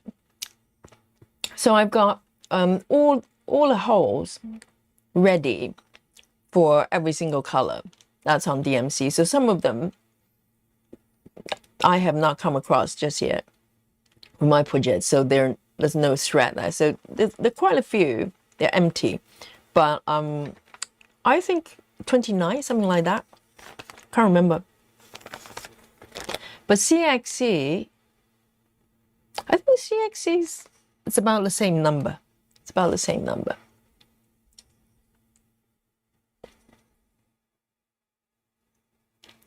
Ellen says that another reason for my channel was I feel very lonely here in my country without family and friends, and losing my grandparents. I got now a new family and real cross stitch family. Yes, I think it's, for a lot of stitchers, particularly doing this type of stitching, you probably feel like you're the only full coverage stitcher in the village. Easily. I think I probably am, even though I come here and meet you every day, most days, and stitching together. We talk about things like it's normal, but outside of the channel, nobody knows. If anyone I know is doing full coverage, they're not talking about it. They have not mentioned it. So, this is why the support with this type of, gathering is really, really nice. Chelsea says, does tuck-in method works with 10 stitches? Yes, it does actually. Pioneered by Laura. Laura is doing, because for a while I was doubtful, I was thinking that 10 stitches, just one leg, right? It's harder. Maybe it's not enough coverage to hide the pin you do. But Laura tried it, it worked, and I started doing it as well. So yes, you just need to come up from the same corner that normally I stitch from bottom left, upper right, and then you just need to come up once again from the bottom, or top down actually, probably doesn't matter, and just aim for the center and just insert a needle. Because all we're trying to do is trying to do a half, like a pin, and try to, under the stitches, the thread that you got already. That's all we're trying to do. So it does, yes. It's it works for double strand as well. So it doesn't matter if a little bit is showing. Once everything's stitched up, you can't see it. You really can't see it. Because for a while we were doing boomerang, and boomerang works as well, but it can come out a little bit bulky and a little bit, well, the way I do it anyway, I'm sure some of you can probably do better. For me, sometimes if I get clumsy, the stitch can end up looking very uneven, because boomerang is a method we discovered in a sort of, early days of our streaming, and it's a method, works really well for 10 stitches. And let me wipe my fingers, literally just melting in my hands, right, in seconds, the chocolate. So tuck-in is quite versatile actually. So far I have not found a stitch count and all the stitches that it doesn't work. So it works for full full cross, it works for 10 stitches, it works for a stitch count from 14 to up to 28. I'm sure I was doing it for 32 as well, the 10 stitches. So it's quite versatile. Solar, you've got your chocolate. Well done. Walkaway says, I have chocolate cookies today. Yes, bring out your snackies. Well, chocolate cookies count. Susan. Oh, Susan is being such a pioneer. Susan said, I'm having banana ice lolly. Wow. Yes, it totally slipped my mind that ice lolly is one of the options for days like this. I'm still drinking hot coffee. Lovely. But Susan, explain to me, okay, as the weather is getting hotter, I'm actually craving for hot soups. I had soup, veggie soup today for some reason, because when it was kind of cold, I was eating a lot of salad, a lot of cold salad, and now it's getting hotter. I'm craving for soup. Chat, what is happening? It doesn't make sense. It should be the opposite, right? It should be summer, you want salady things to eat. I was eating salads the entire winter. Mostly, salad with sometimes warm ingredients. I might saute a little bit of mushrooms on top. But I was eating salad like every day, and Mr. Yogi as well. And today I was craving for soups. How does that work? Busy mom is having chocolate. Not having chocolate. Busy mom is having dinner, not chocolate. Yes, it's normally dinner time where busy mom is. All right then. Let me take one more piece and I'll be back. Back to my paper chart.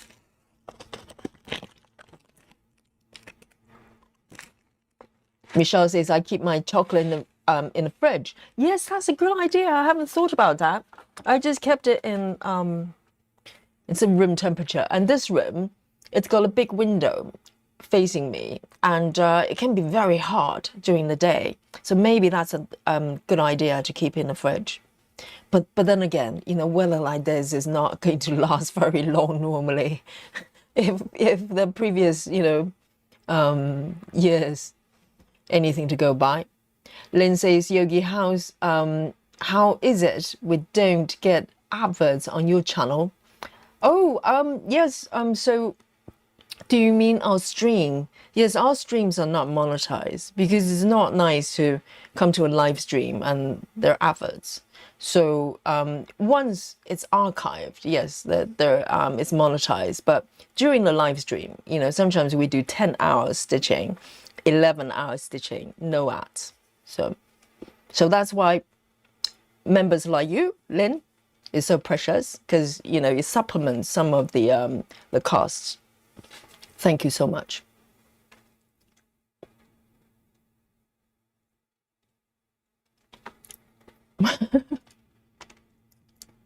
Sybil says, what's a tuck-in? I'm late today. Yes, you have to watch the replay, but also there are videos. There's one longer sessions called Starting and Ending. That's the archived live stream that I did a while ago. Just basically going through all the methods that I knew on how to start and end from the front, which is very handy for full coverage. So, okay, so I'm going to come here to my paper can. So I ended here before chocolate time. I'm going to continue with this row. So I need to be mindful. There's one stitch here that's different. So I cheated a little bit. I fudged a little bit with the last row to cover up my mistakes, but I'm going to be mindful now. And tomorrow I'm going to come back with highlighters. Oh, tomorrow is Friday, isn't it? No. Okay, I'll come back on Saturday with the highlighters. And I probably need to reduce the classes I cover. Oh, I forgot to switch back. Because I can feel it. I can feel it. I've been doing so many classes. I can feel it.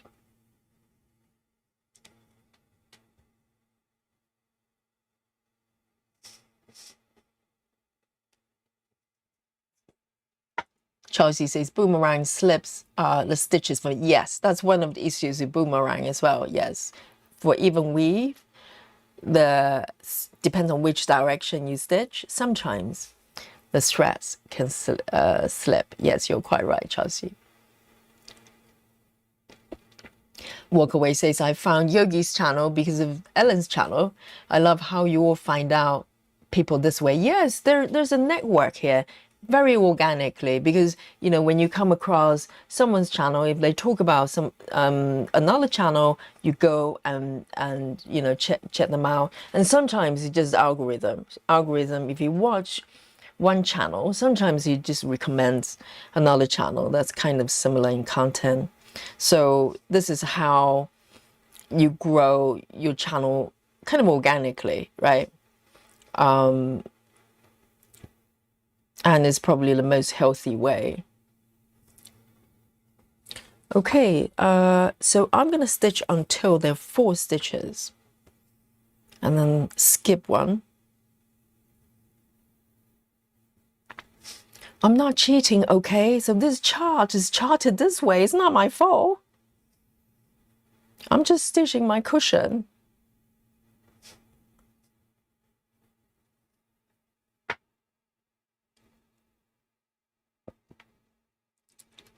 Oh, solar. Oh, ice lolly. Is it not how Americans say it? I think it's ice what? It's just ice lolly. I don't know what's the other way of saying it. Is it popsicle? Is it what is called popsicles in America? I don't know. Ice lolly.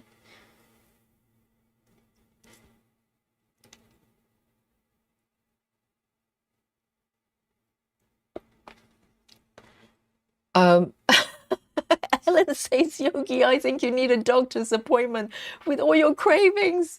First banana, now soup. Craving for soup is normal, surely. Hey, Ellen, now. I don't know, bananas. I think it's probably some sort of deficiency in potassium.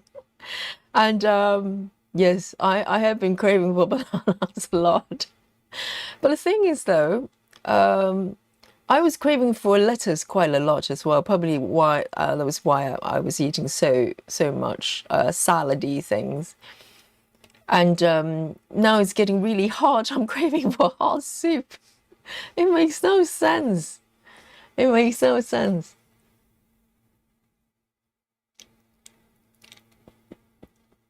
Oh, Chivers. Jimmy says, I don't have chocolate. All I have is a box of tissues. Well, I don't know. Is it tasty? I never snack on tissue papers. I don't know whether it's, delicious or not.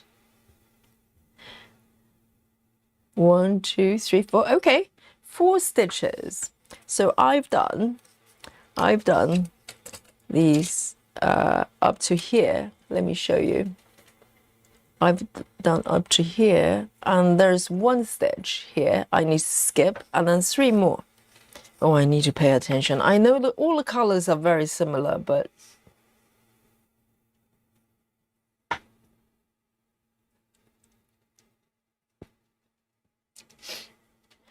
Chelsea says yes, take some time for yourself. It seems if you're streaming or covering classes, please rest and take care of yourself. Thank you, Chelsea. I know sometimes I'm just a bit too optimistic, and also, I'm taking covering classes really seriously, and I'm terrible. If I think a class is going to be cancelled if no one is covering it, I just want to do it because I just cannot bear the thought of students getting classes cancelled or maybe turning up and there's no teachers.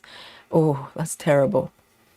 But I have to pace myself because I can feel it recently, because I'm just doing, I wouldn't say double the number, but close to double of the regular, because I have a regular set of classes, plus depends on the weeks and the months. I cover classes. So it's been, it's quite normal that I cover classes, but not this number of classes. I think particularly when the weather is getting warmer, I don't know. I think a lot of teachers, maybe for whatever reason, they get sick more often. And also they probably need to go away more often, so they need covers. But okay, I've done these 3. Okay, 3. Those 3 is done. And there are 2. How should I do it? Should I do it row by row? Because there are quite a few. No, I'm gonna do, because it's very tempting to start doing these ones. But what do you think? Should I do it row by row? Because this is literally just an entire patch. No, I'm going to do it row by row, so to avoid a confusion. So I'm going to do 2, skip 2.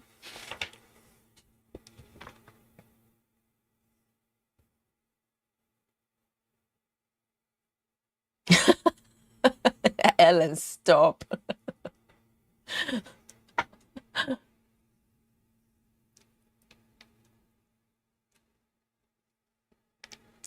Alisa says, so you're saying to take your time with the process and find yourself voice in your channel. Absolutely, Alisa. It doesn't happen overnight, because a lot of times when we, particularly when you try start a channel, you might be inspired by someone else and you think, or maybe you watch certain channels, you think it has to be done a certain way. But no, not at all. This is your path. You do it in a way that works for you. And I always use a word that's most important is it has to be sustainable. You don't want to bend over backwards, and also with investment of the equipment as well. I was quite lucky. I happen to have some decent cameras already. Otherwise, I'll have to find, I have to stream from iPhones or whatever I've got already. Before anything, maybe not to invest too much on the equipment just yet, because ultimately you could invest on some equipment and realize that's not how you want to do it. So you have to prepare for some trial and errors, and also take time. It's really important, because you can rush in trying to be someone else or think that you have to do it in a certain format. You don't. This is the beauty of having your own channel. You create your own rules and your style. And particularly if you incorporate speech, like talking, etc., you have no idea what you're going to sound like or how people are going to react to what you do. So it takes time, it's self-discovery as much as anything else. Popsicle, so that's an American term. Popsicle sounds more like bicycles. It's a lolly. Oh, Susan is posted banana ice lolly. Oh, unfortunately, I can't show it today because my iPhone is being used as a paper cam. Okay, it's right here. I can't use it for Facebook. Lynn says, Yogi, I watched Busy Mom's channel last night and she was good. I know, Busy Mom's been around so much longer than me. I think Busy Mom's been around for like at least a couple of years, right? 2-3 years. So, yes, Busy Mom's lovely.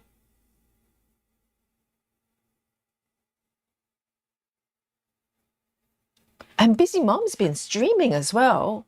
Haven't you, Busy Mom?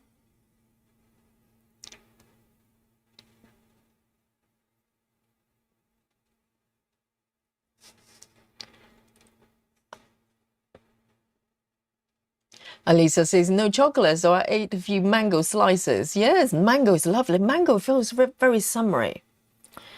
Let me look at my chart. So I've done those 2. Oh dear, I did it again. I pay no attention of my chart and I stitch all the way here and totally ignore these ones, seriously. This is the problem.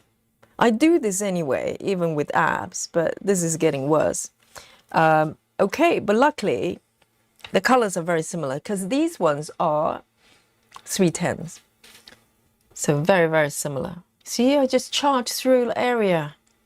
Not a care in the world.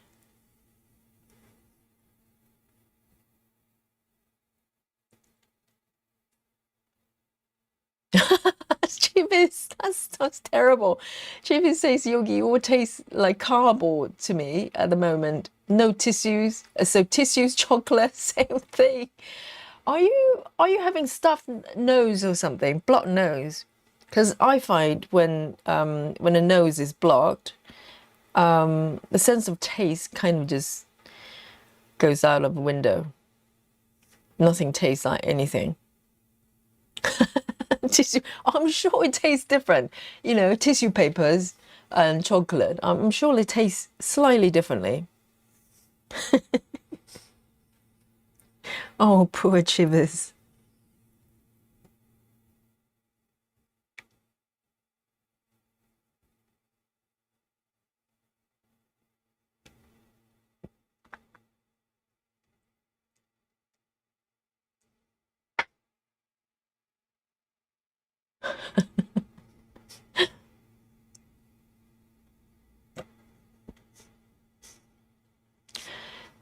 Lisa says, I always use yellow highlighter because if I need to make a new copy, if you do it in black and white, the yellow disappears.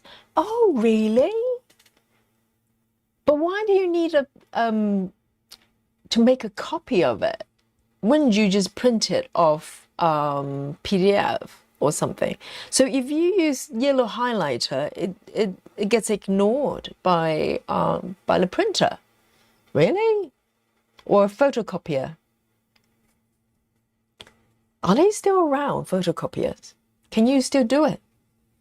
Maybe local libraries. Local libraries is the magic place that you can go. That you can have access to printers, sewing machines, noisy children, and maybe, just maybe, copy machines.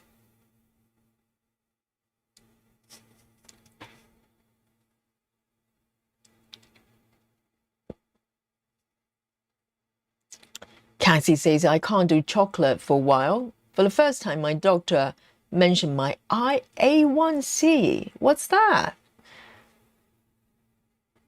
What's A1C?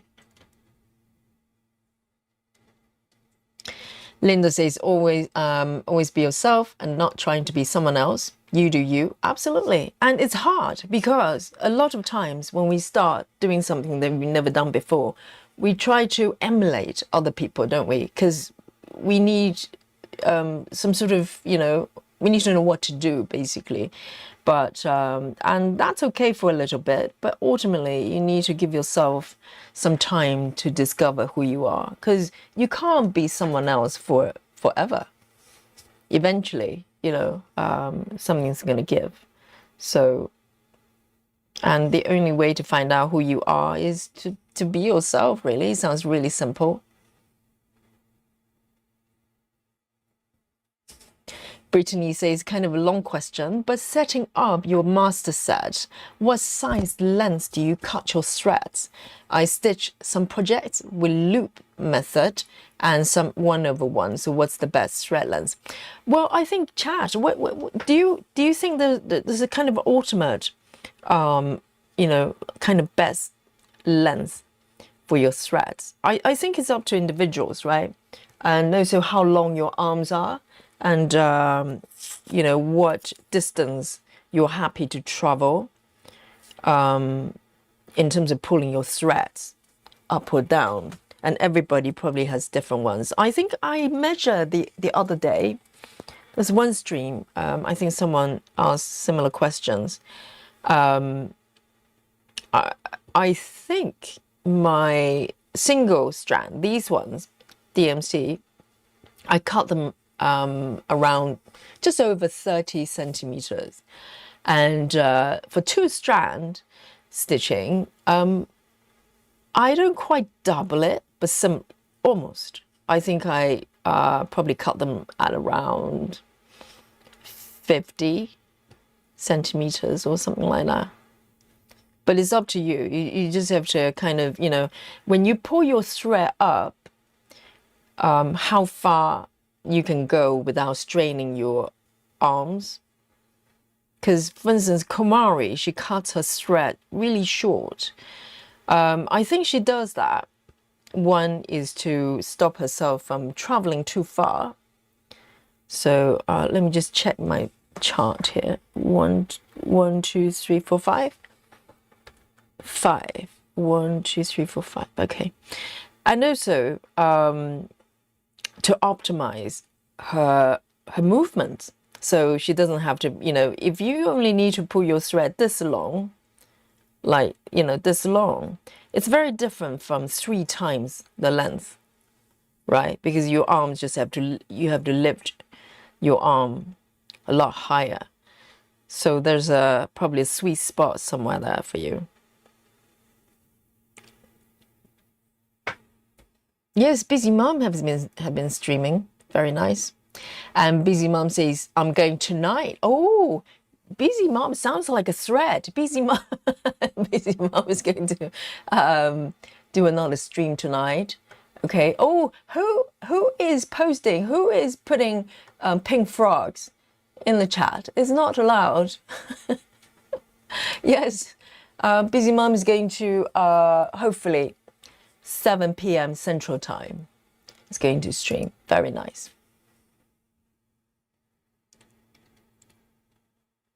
Oh, Lizzie says, I'm not sure, but I think you stitched wrong. Are you referring to the bit I've already confessed? Yes.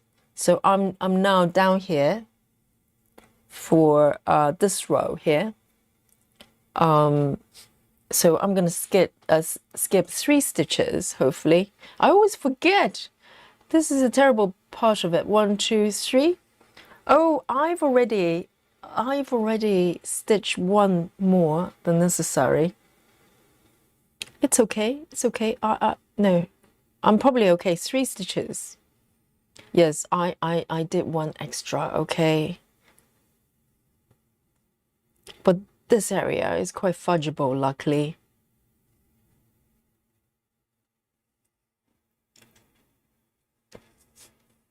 Brittany says, do you cut the Ziploc bag that houses the threads? I usually stitch from Floss Keeper, so this is new. So yes, there is a bag. Hang on a second, let me just show this to Brittany and maybe other people who are curious, have not seen this before. So yes, with my floss pack, okay, my organizer here. So there is a protection here. I picked up this tip from Stitching Masterpieces. So she's got a lovely channel as well. And I have not seen her content recently. Has she been posting? I don't remember seeing her content recently, but so basically it's just a regular, you know, Ziploc bag, and so it's just wide enough. You can get bags that's wide enough to cover the length of your organizer, and I bind the whole lot with a ring. Okay, I just punch a hole and just pull the ring through, so it holds it together. But some stitchers, they have this bag just like this, and just leave the bag as it is. But what I did was I actually cut the bottom open, and the reason being, from time to time I might open up the bottom, just peel off the masking tape, and then put my hands through from the bottom and tidy the threads up. I do this from time to time, not very often, but you know, so by cutting the bag open at the bottom, and gives me that access to the threads. But it's not critical, but it's just me. Sometimes when I add new threads, or after a while, everything gets a little bit unruly. I can just go in and just from inside the bag and just tidy everything up like a hairdresser, you know, like a hairbrush. And I do that, so it kind of helps sometimes. So these are little things, so really nuanced modifications that the stitchers do to make it work for themselves. So, you know, when you have a commercial product, they never create, products that way. Okay, let me have a look. So these 2 are done. So I actually stitch 1 extra here. So I'm gonna just mark it and pretend it never happened. So that's my strategy, okay?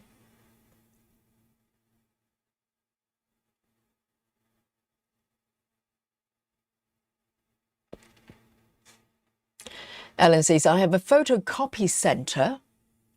It's expensive to get the copies. I even have to pay for each sheet my son gets in school. It's always separated notes on the invoice.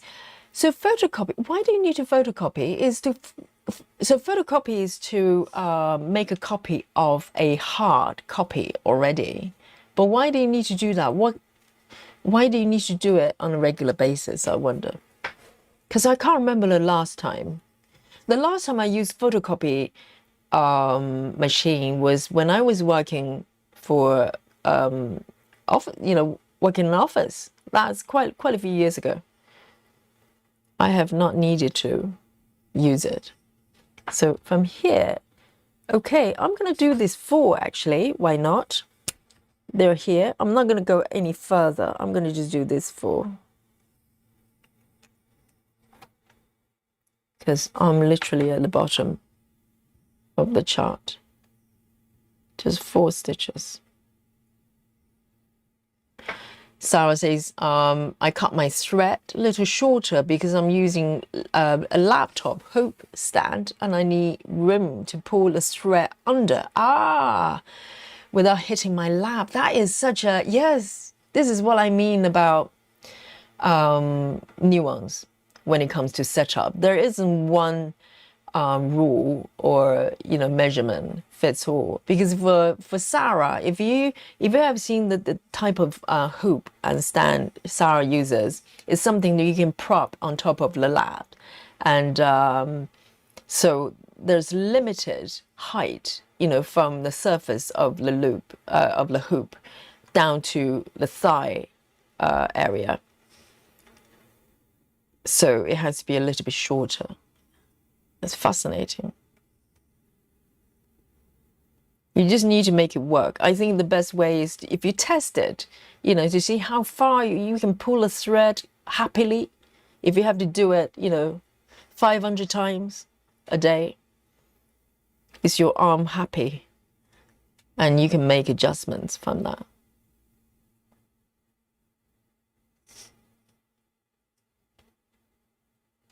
Okay, I'm going to do these 2 stitches. I'm going to end it and then switch. Maybe go to the red stitches and do some red stitches. Change of flavors.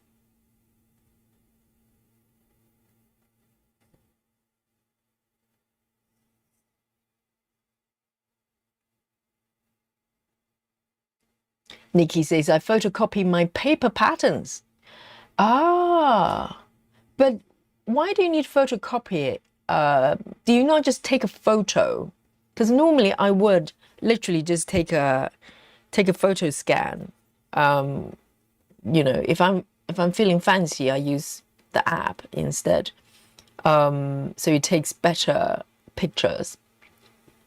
And then I might print it if I want to, or turn it into PDFs.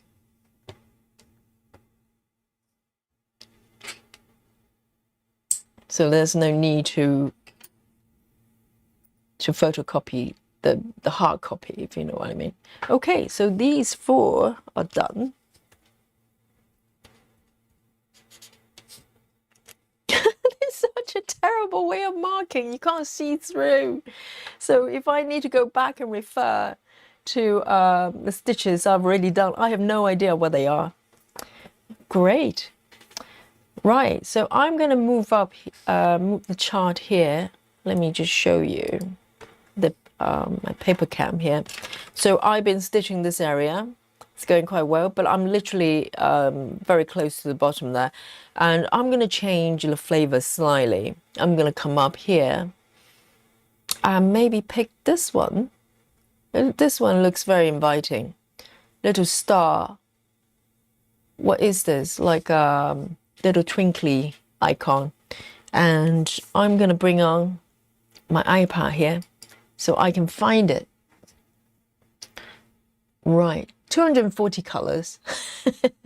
That's it. So let me find it.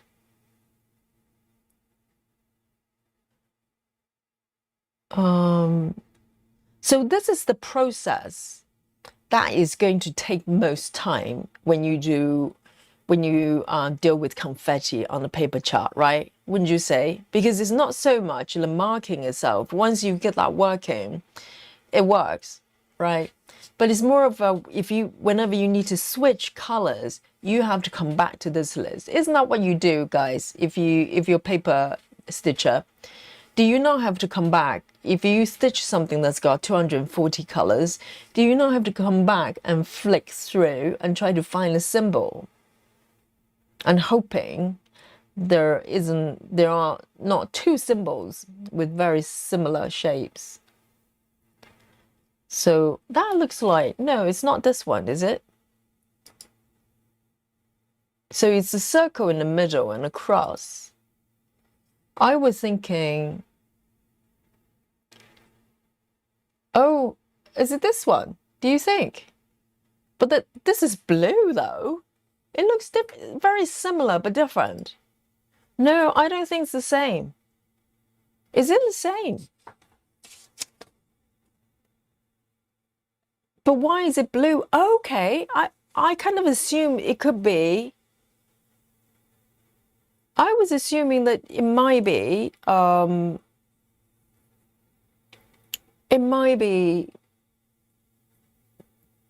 pink or red or orange. But this one is blue, unless the symbol is not correct.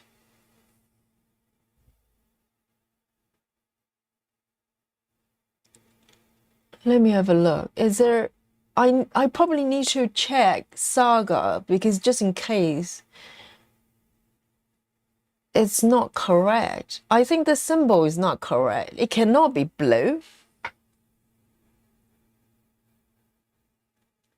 Can't be blue.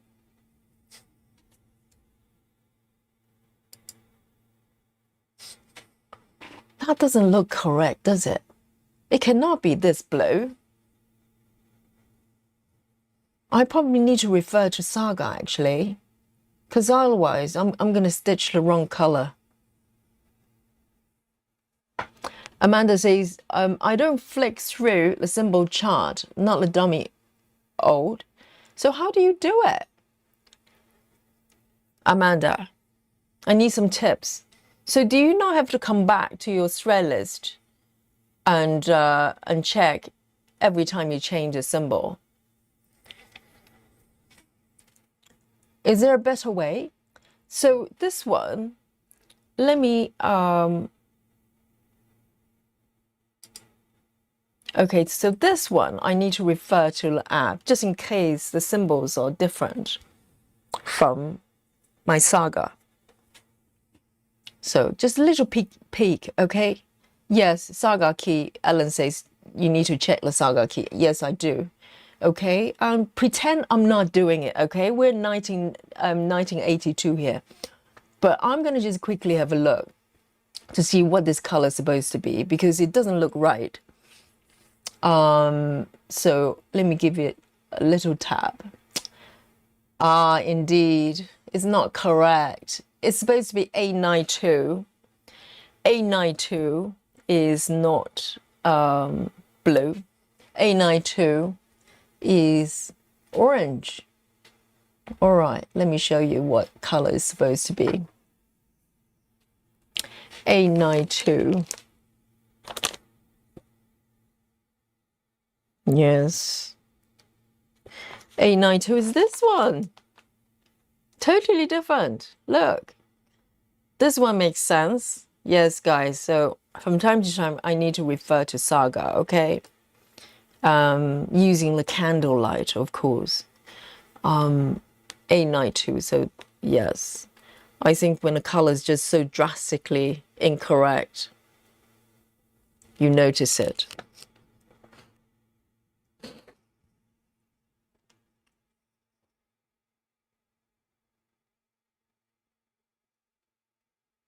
Amanda says, I cut out the symbol chart and glue it to the side of my pattern, but it's not that different though. Even if you print it out, but if your project involves 240 colors, you still need to scan through all of them in order to find it.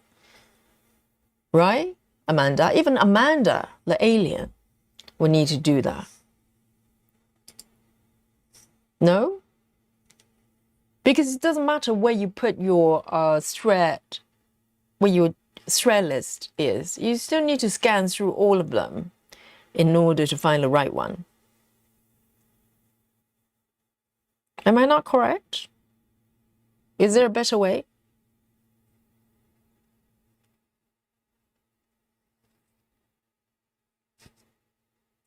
Amanda says, you might just want to change the symbols. The saga don't match to your original chart. Yes.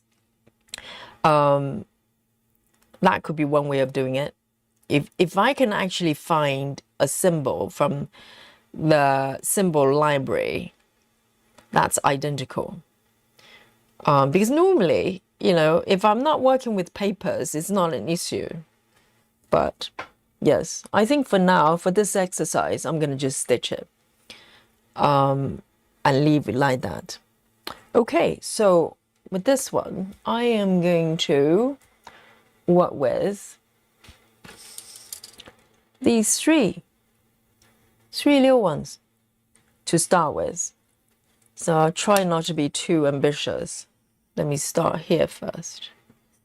One stitch at a time. Can you see that? These.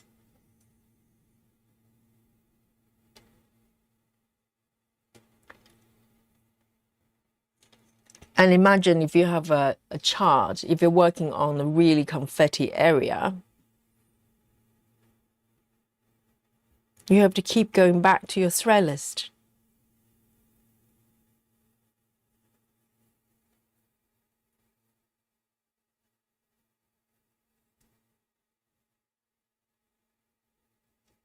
Marsha says yes, each time have to find symbol through the list. And Marsha, do you work on sort of max colors?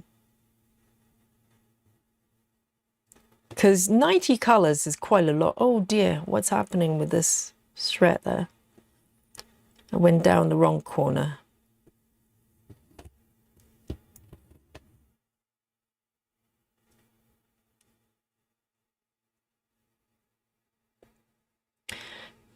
Busy Mom says, Yogi, can I ask you, I got the same stand as you and was wondering, do you put your right hand under the middle or the right on top of the hoop? I hope it's making sense. Oh, do you mean which one, which hand I place under the hoop? So we're talking about dominant hand, right? Am I correct? So if that's what you're asking, Busy Mom, my right hand is underneath because I'm right-handed and it's easier for me to find holes to come up with the right hand. And my left hand is on top because my left hand is a little bit dumber.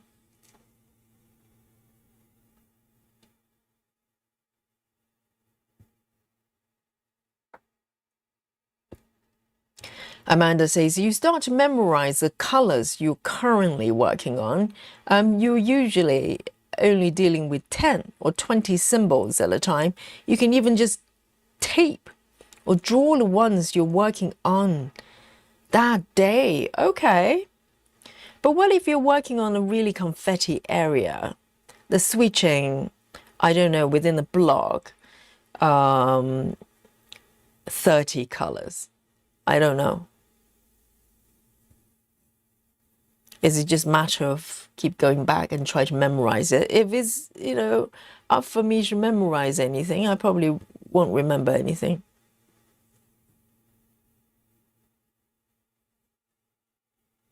And there's one more on the right corner there.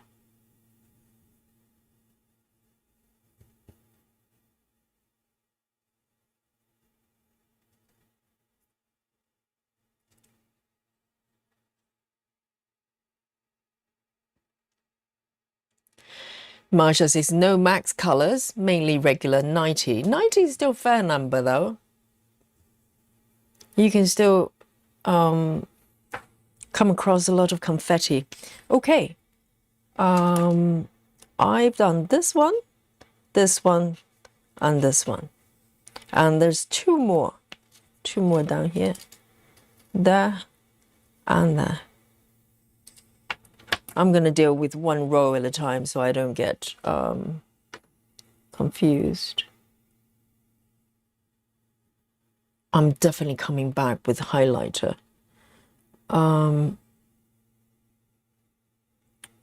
3 over there. That one's done. So there's 1. That one.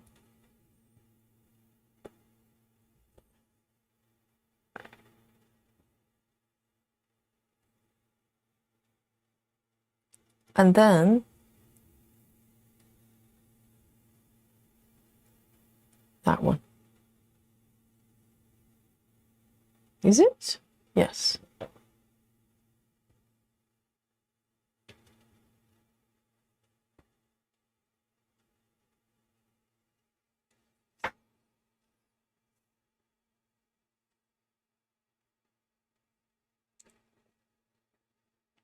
Amanda says, I try to avoid charts with lots of confetti, so can't help you with that one. Amanda, I think that the challenge for Amanda next will be stitching little cake shop with paper, of course. Okay, 2. These 2 are done.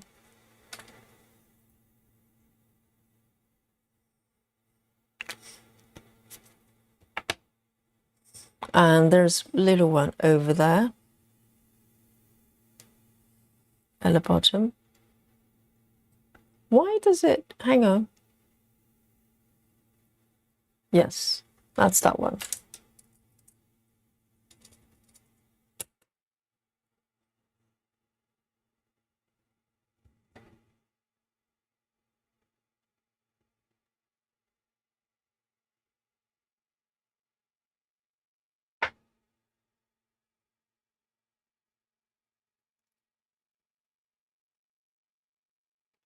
Busy Mom says, when you put your hand underneath, where are you putting? In the middle or on the side? Oh, do you mean, okay, so we're talking about, okay. I'm trying to understand Busy Mom's question. So when Busy Mom is referring to the right hand, are you referring to these 2 bits, right? Because there are 2 vertical bars on the side with this type of frames. Are you saying whether my hand is around there or my hand is under here? I think you probably can see the answer. So this is a medium size hoop, even with small ones, probably about this big.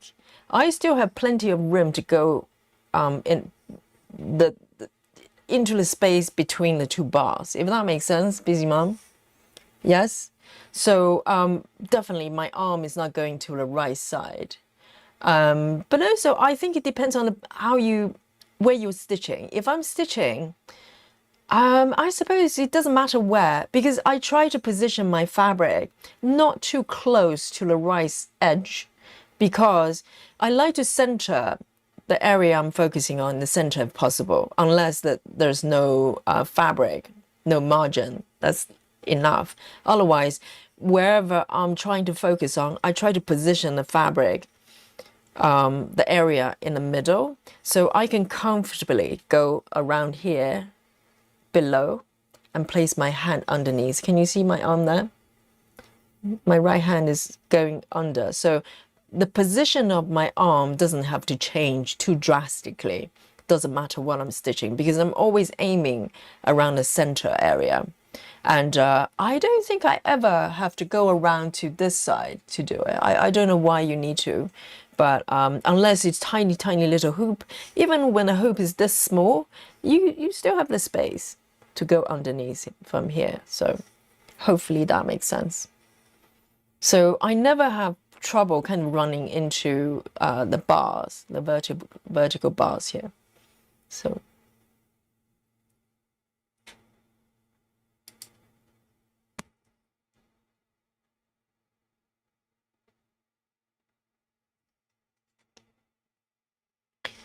I'm here,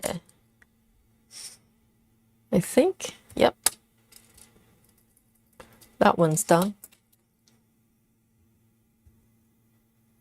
And the next one would be just down here. trying to draw circles. And another one diagonal to the right.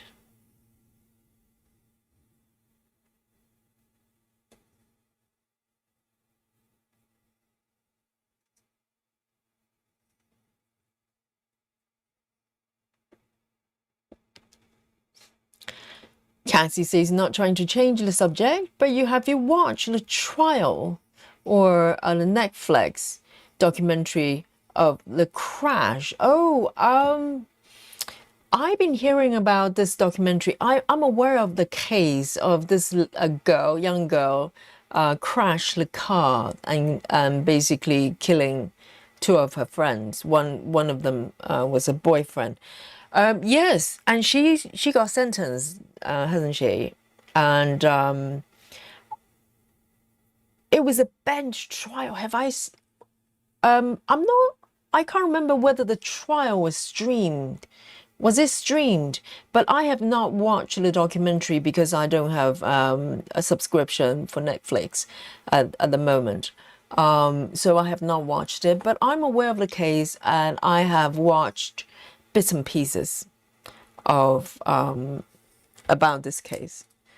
And I think there's some material coming out of the documentary that clearly I don't know if the judge was aware of it, but definitely if it was a jury trial, probably would not be included. You know, the conversation she had over the phone with her mom, and also the behavior of her parents, particularly her dad. I think the dad was suspended I think the dad was a teacher and he got suspended because of certain things. I'm not quite aware why he was suspended. I think they probably have issues with the dad. And I have watched the body cam of the conversation between the police and the parents when they first informed them of what happened.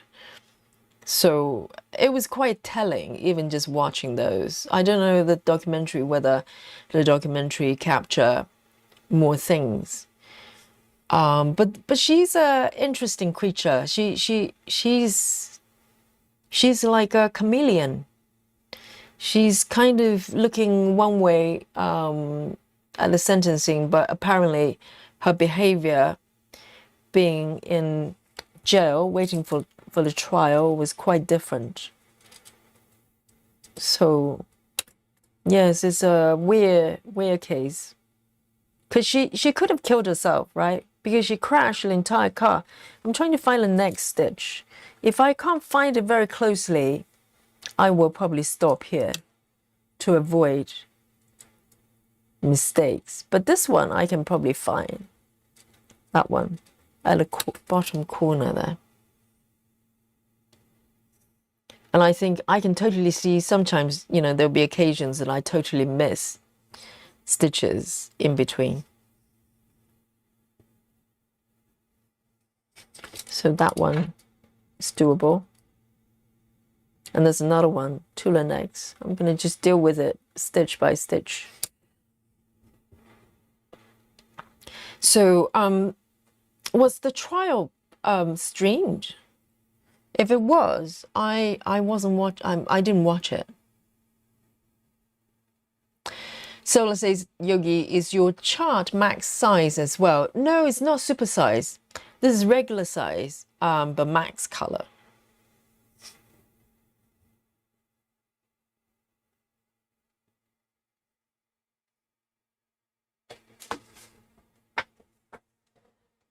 Busy Mom says, I was doing it that way the other night, and on my live, but my arm was uncomfortable, but I did not have my fabric all nice like you.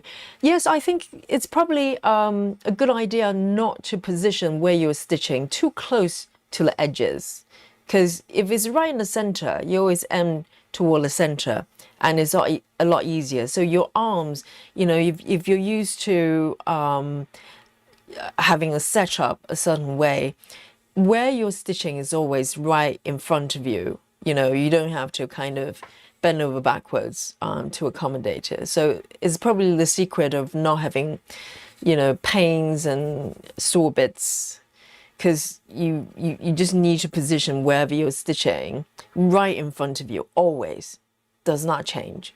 So it probably means you have to move your fabric a bit more frequently in order for that to happen. But it's worth it because, you know, so you don't have to constantly readjust the position of your body, which, you know, can be a problem in the long run.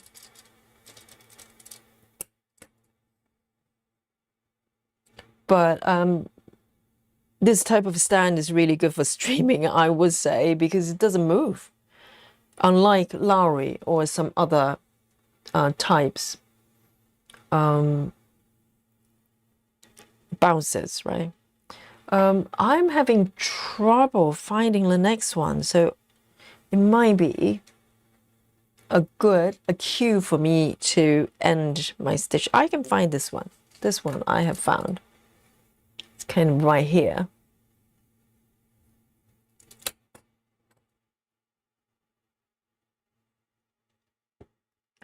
If I start to struggle finding the next stitch, it's probably a subtle hint that I should end my stitch here.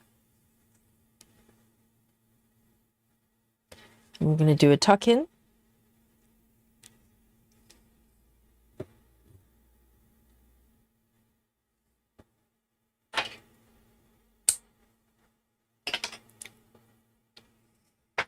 So this one is A92.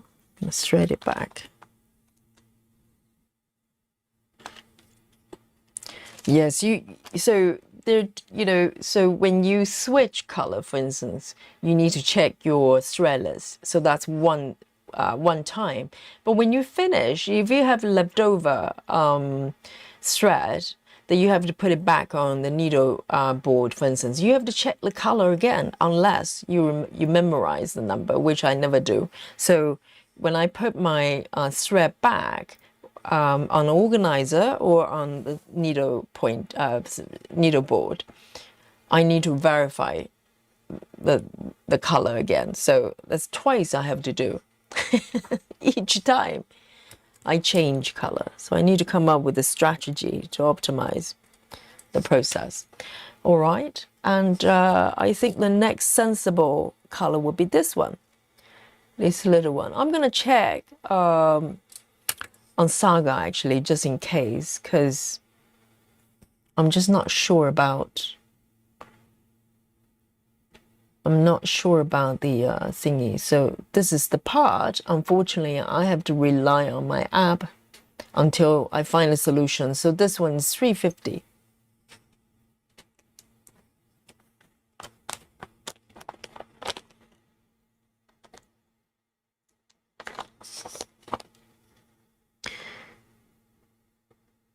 Okay. 350.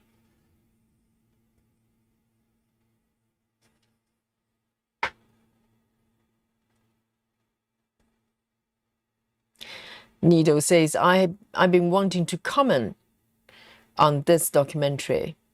Oh, so Nido has been watching Crash as well. Apparently, it's like the #1 viewing on Netflix. Because I don't remember this case was that talked about. It has been talked about when it was on trial, when she was on trial, but it was after the documentary things kind of blew up for her. Because it's a kind of weird case because, you know, she's charged with murder, but at the same time, she was probably trying to kill herself as well. Kind of a suicide pact. And for someone so young, it's just kind of a weird case, you know.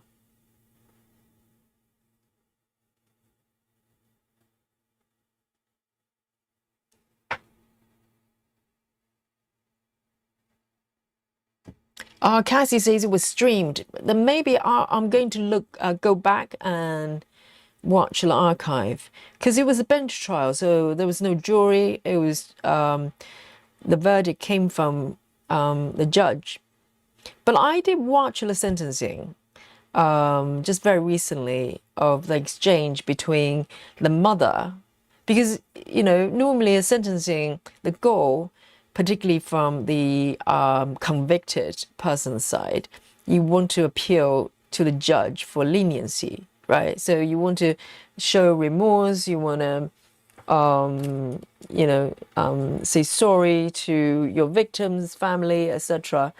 But the mom just went up on there, on the stand, a podium, with a mission. I mean, she's entitled to believe her daughter was, either wrongly convicted or innocent, whichever. I can understand. But it's just the tone. The tone was kind of unusual. It was very... You can tell that they probably talk like that all the time. There's some people, they just, they think the world is they have different relationship with the world. that's the only thing, the only way I can describe it. They're talking as if there's a certain level of entitlement, they argue everything. And you can tell that this is how they operate. Cassie says he was suspended because, the dad, he was suspended because he worked at Catholic school, and he talked about how he didn't mind her doing pot. Oh, was that the only reason? Oh, right. So it was just over smoking. I thought it was something a bit more, serious. But I suppose if it's a religious school, then that can be a problem.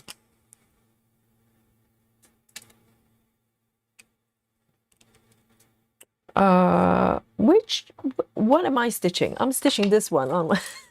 I can't remember which symbol I'm doing. So, okay, 2 more here. That can be a problem if you cannot even remember which symbol you're stitching. So I'm gonna just mark these ones.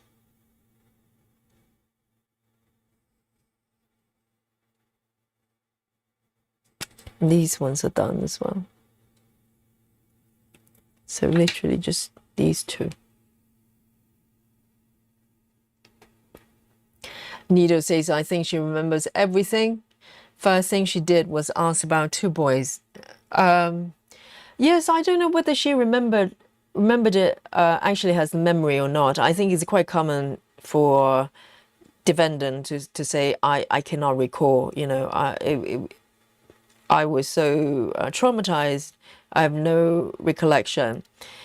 I don't know whether she did or not, but it's probably not really debatable whether she was trying to take herself out as well. Because, I don't know how you could calculate the way you crash the car and killing everyone else but not yourself. I think she survived just by luck, really. She could have just died.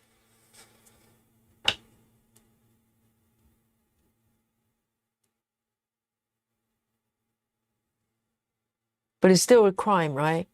Even suicide pact is a crime.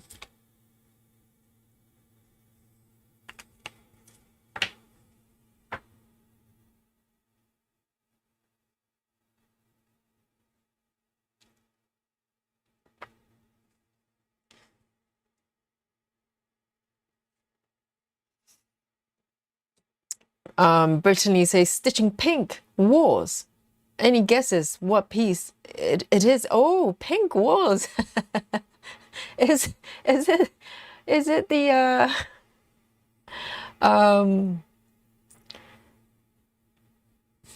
does it have anything to do with cakes?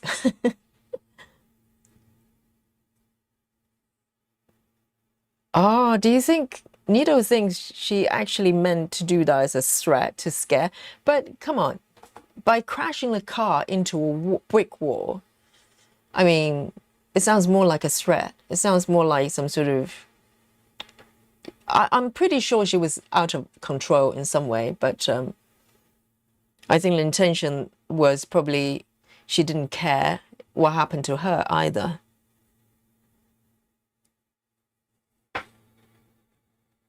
And I saw another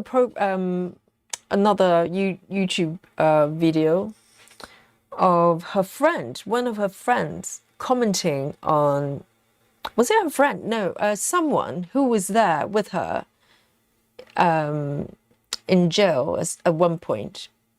Let me just find my spot first. So that one I have done.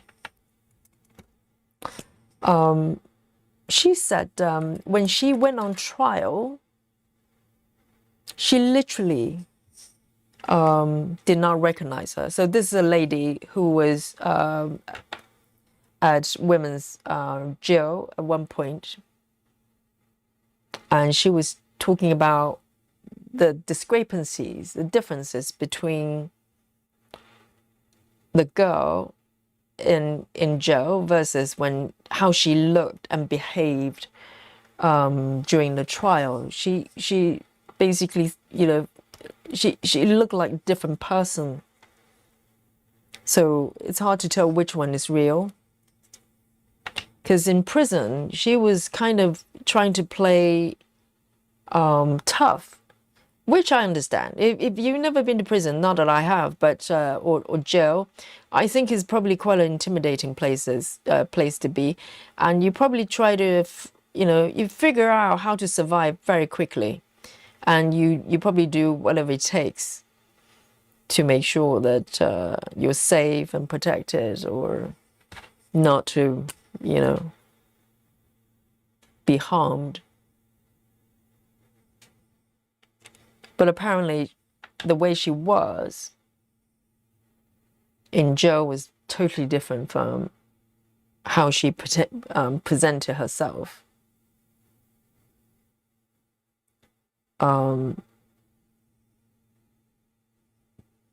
at trial. These ones are done as well.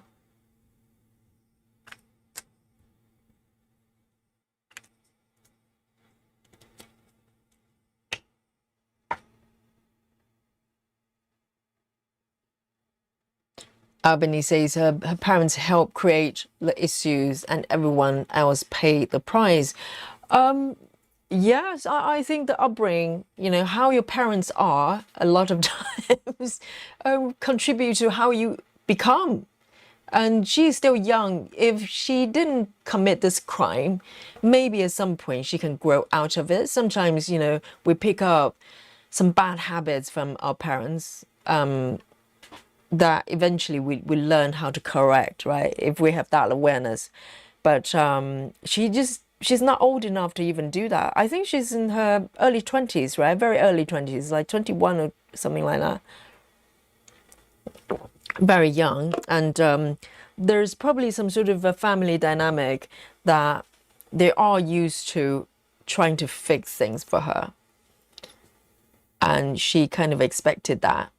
So they speak like that, they're kind of in together, and the parents would do whatever it takes to help her out. I mean, parents, you can't really blame them for doing that, but up to a certain degree, you need to instill certain sort of moral standards, some tough love. But if the parents are not capable of doing that, literally you have a time bomb happening, which is probably, the situation. So this one I've done, have I? And then the next one is underneath.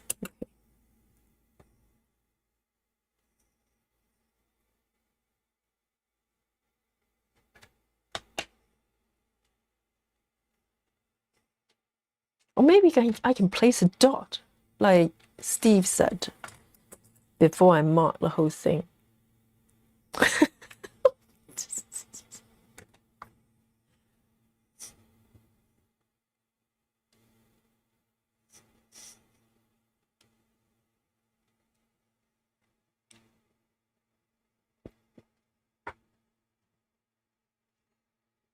Walkaway says, I saw the sentencing when it was streamed, but didn't see the trial. Me either. I'm not super sure if the trial was streamed. Maybe it was, but I didn't watch it. I only noticed the case properly when I saw the sentencing. Yes, the mother's statement was, she was literally arguing, borderline arguing with the judge. And the judge says, I have to agree to disagree. I mean, for a judge to say that to you, you know your statement is not doing very well, not really helping your daughter.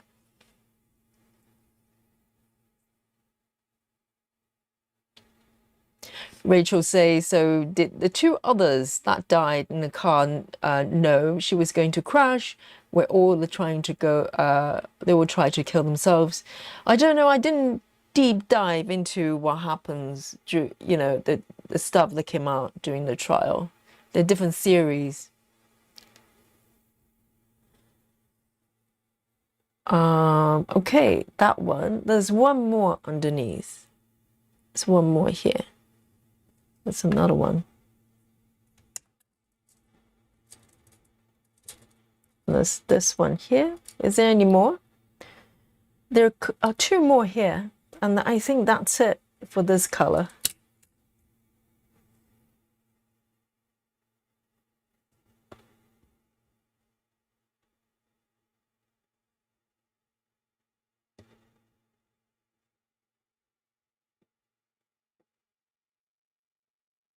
Two more here.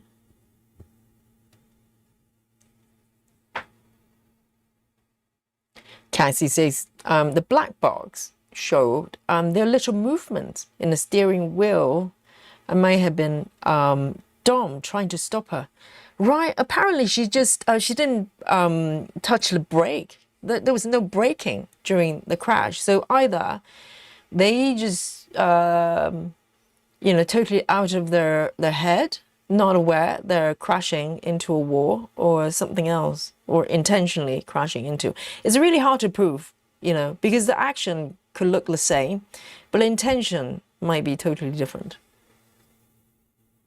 And this is a tricky part of it. And they went for the bench trial, probably thinking that, you know, they probably knew the juries are not going to be forgiving, for sure. With the trial, you know, with two young men just got killed like that, and there are a lot of stuff coming out about her. She was, you know, they're pretty sure the jury are not going to like her, and so they went for bench trial. But still, the judge was like saying, "Hey, I think you did it intentionally."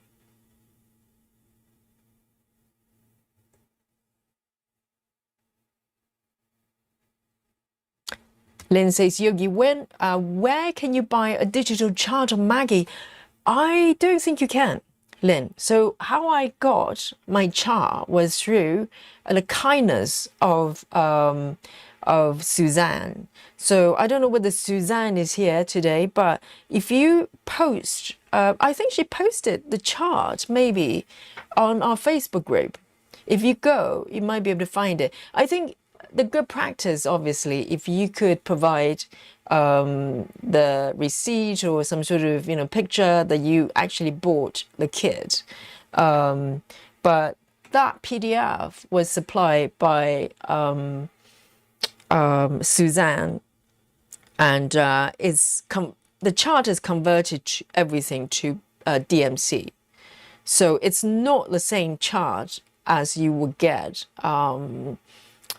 by Dimensions. I think once upon a time you could probably get a copy of that, but now Dimensions, we don't know what's happening to the company. So I don't know whether you can get the original chart. But if you want a PDF that you can work with, like the one I'm using, then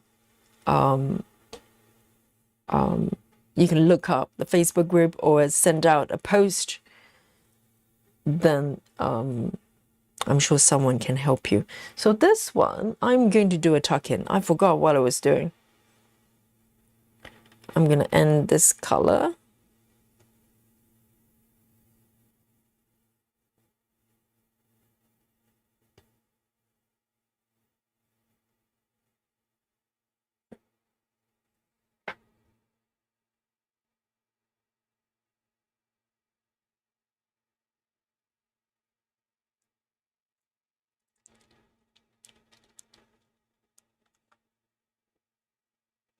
Jackie says, what happened at the sentencing?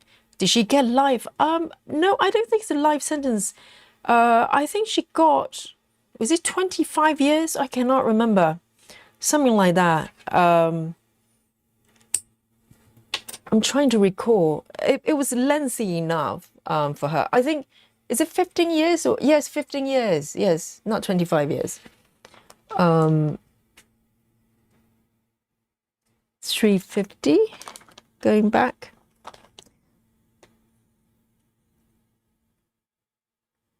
So I think that is pretty lenient, you know.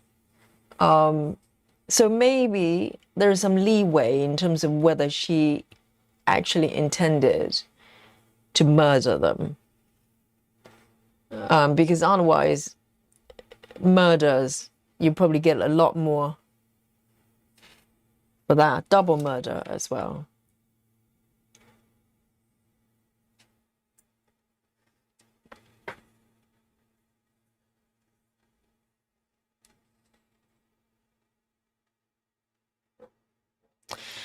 Brittany says, I have this pattern and purchased 22 count fabric. Oh, is it Maggie? Which pattern? Oh, this pattern. So, and you've got 22 count fabric, and Brittany says, I want to do a middle start, but I always start from the corner on 22 counts. How did you start in the middle? Oh, Brittany, if you're talking about this piece, it's very simple, very easy. You just fold the fabric. If you measure your fabric with margins, right, you have the correct size of fabric. You just fold it in half. Let me show you this way. Let me look at my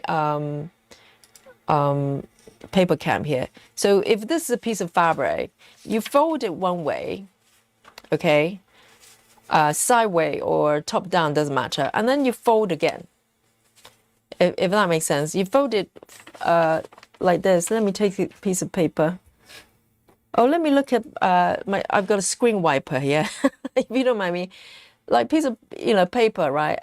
Piece of fabric. You fold it one way, and then you fold it again. So what happens is you create a quarter size fabric and find the middle here. This is what I learned from dimensions. And this is the middle point. You make a mark there, and then you open it up, and it's your center point right there. Okay, I don't want to mark this fabric. So does that make sense? You just fold it once. It makes perfect sense, right? You just make a quarter out of the fabric, and then you find the center point here.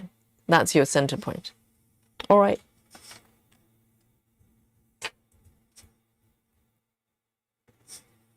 And I think starting from the center is quite nice. I have not come across sort of disadvantage of doing that.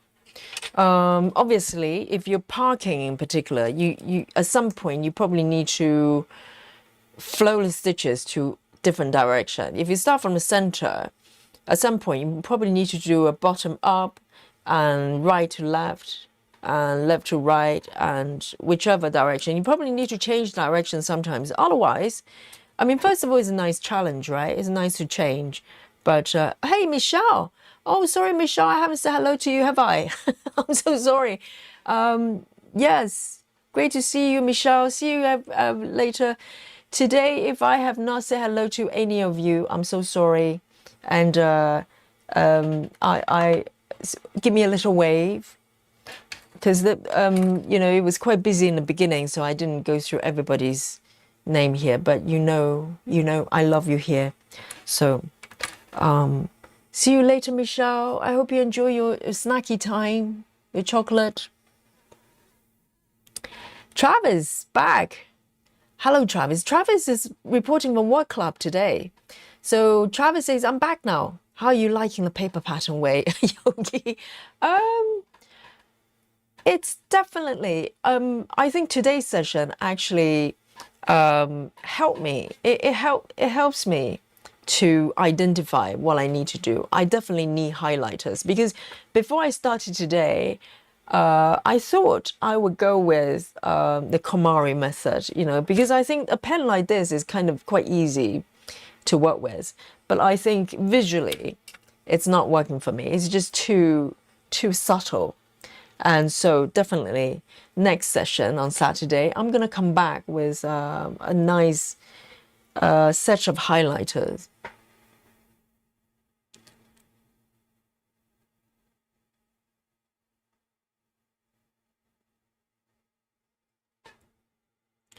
Let's have a look.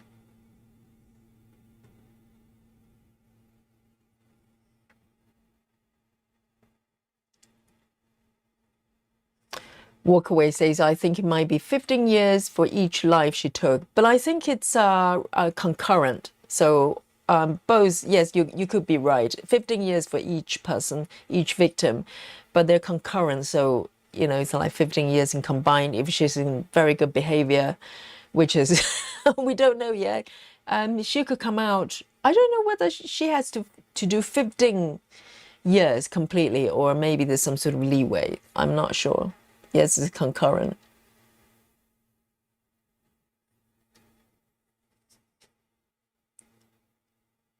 And see you later, Walkaway. Walkaway did 407 stitches. Oh, I wish I could say the same about my stitch count. But, you know, it's not on record, so it could be 5,000 I just did. You cannot disprove that, okay? I think it's about 5,000 I've just done. Let me mark these ones. Because for me, what I learned today is definitely I need this.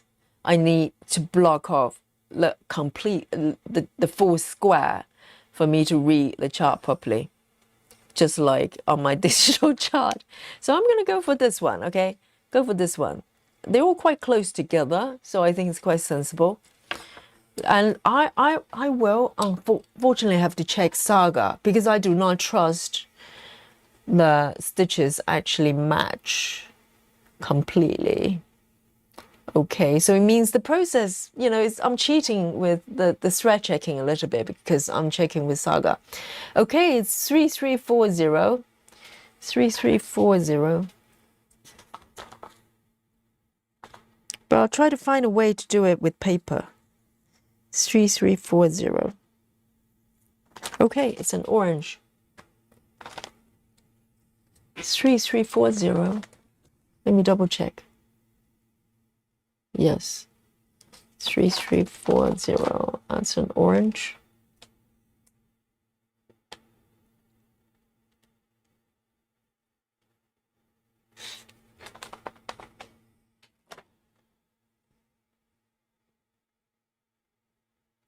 Laura, Laura says there was a bunch of fudging today. Laura is not wrong, you know, and I have to face up. Yes, I know. Today I might be stitching 5,000, but the thing is I fudged a few thousands, a couple of thousands. So particularly in this area, I did fudge a few. Laura, you're correct. And I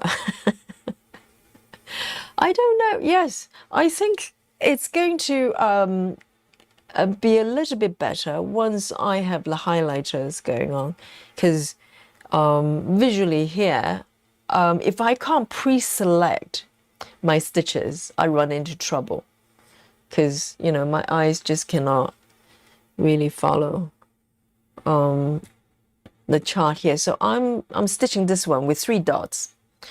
So let me look for this one. I think it's here. You know, the highlighting stitches is just, it's just so powerful. It's very, very hard to not have it.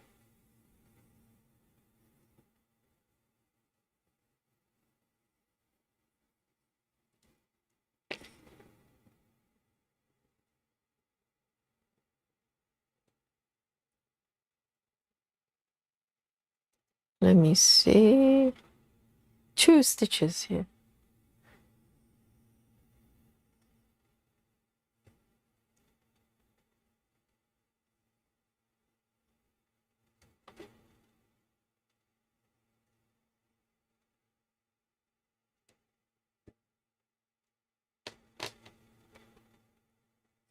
And So 1, 2, these 2 are done. I'm gonna go over here actually, diagonally. So those 2. I think block by block would be a nice method for papers. Okay, this one here.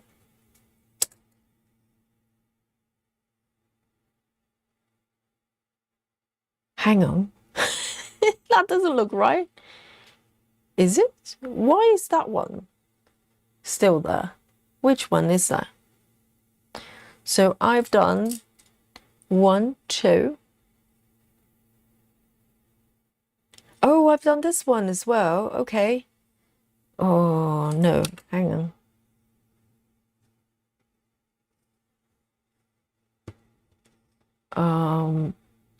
Let me do this one then. Let me do one vertical line at a time. Maddie, hello. Maddie says, hi, Yogi, been a while. Mom is in law. A mother-in-law. Mother-in-law flew in. Quite a busy week. Oh, Maddie. Yes, I hope you have a great time. It helps to get along with the in-laws. So I hope you're having a great time together. And great to see you.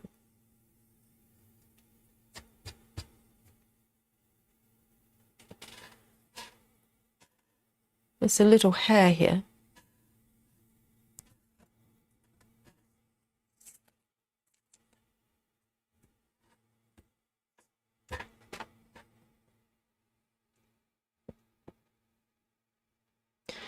Elaine Baker says her sentence was 2 life sentences. Oh, really? 2 life sentences with the possibility of parole after 15 years. Okay, so it's totally different. So it's actually life, but she is eligible for parole after 15 years. Yes. It really depends on what happens. But I think they're probably going to look for some sort of retrial for sure. I mean, well, probably all convicted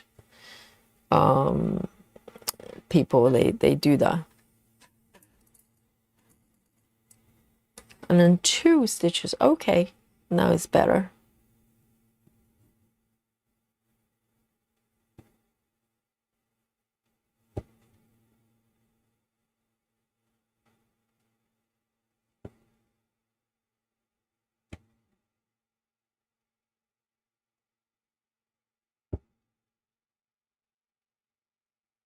Two, and there's one more here.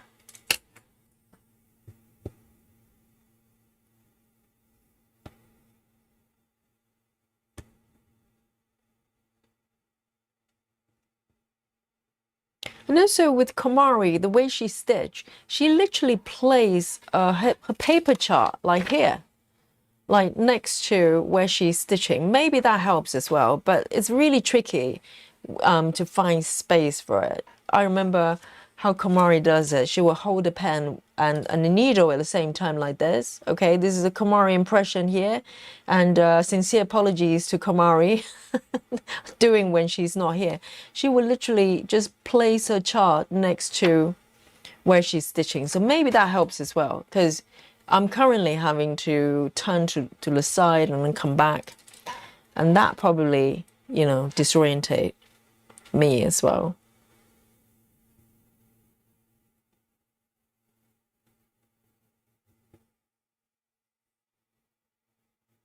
Passion for stamping. Hello, good evening.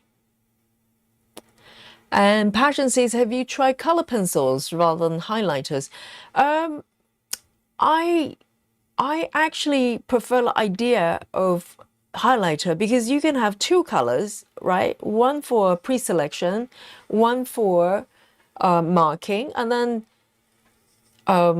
they overlap and then create the 3rd color. You know what I mean? I don't know whether color pencils does that. And also color pencils, depending on how thick the nib is, you know, with highlighters, they're quite flat and quite wide. So you could probably just draw a line rather than having to kind of draw back and forth multiple times. So I'm going to try, so next session, okay, I'm going to do the highlighter. So you can, you know, you're going to find out how it works. And then after that, I'll probably get some color pencils as well. And I'm going to try out all methods. What else can I try? So KonMari method today doesn't work very well for me. So I'm going to do highlighter. I'm going to do color pencils. What else? So paper stitches. What else do you do? Oh, I'm going to try out, maybe I should try out different multi-colors as well, like 10 colors like Heather and some of you do. So I'm going to get a set of color pencils or highlighters. I'm going to start with highlighters. In my mind, I think highlighters will probably work better for me. I'm going to do 340. Let me see. I can go for one more color. One more color.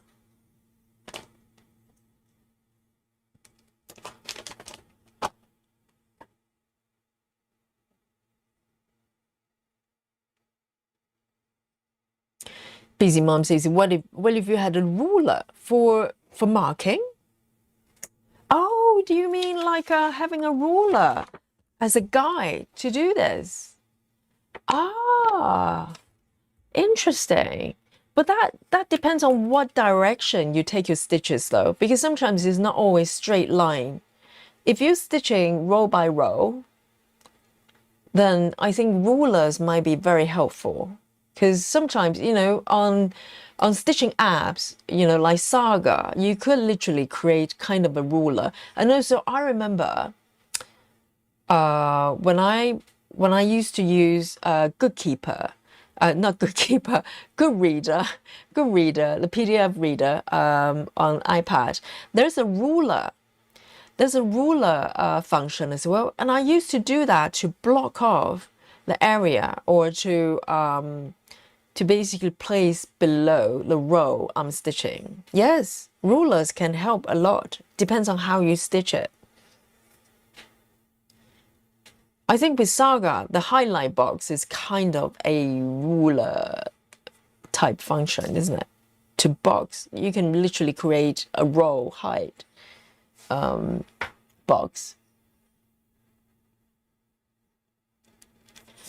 Susan says, I don't mark the chart. Maybe you should try no marking.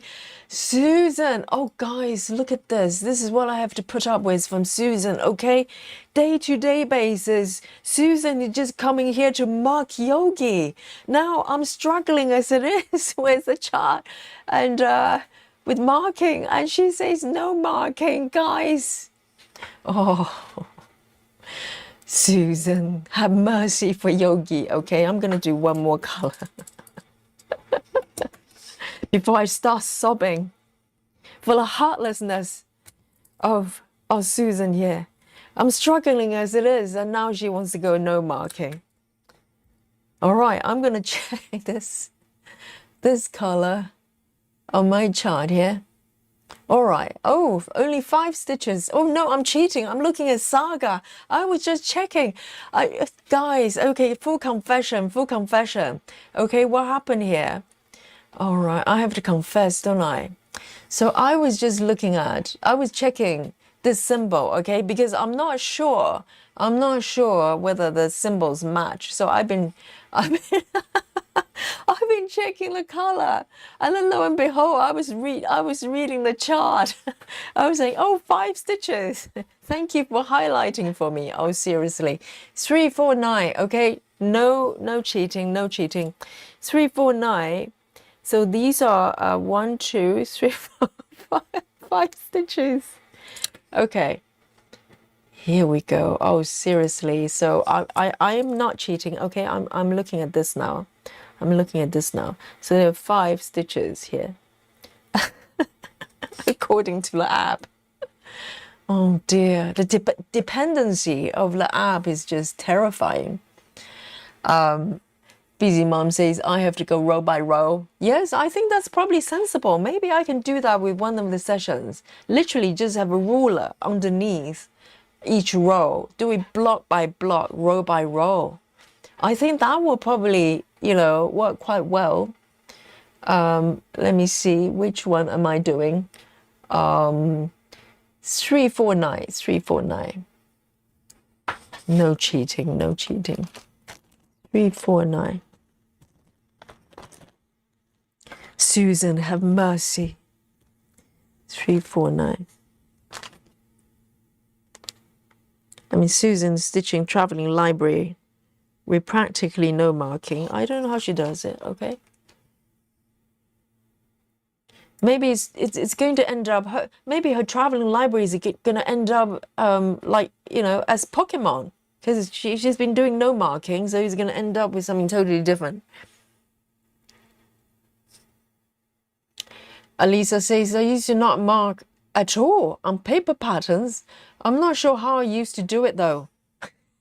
You've forgotten. It's a forgotten skill.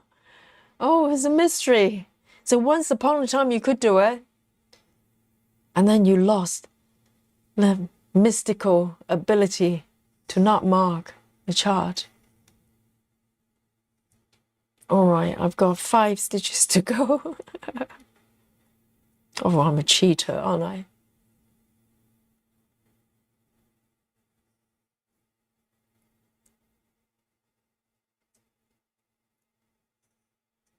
Yes, Busy Mom's going to stream later, okay, guys? All right, so where am I? Here, 2 stitches. Let's start here.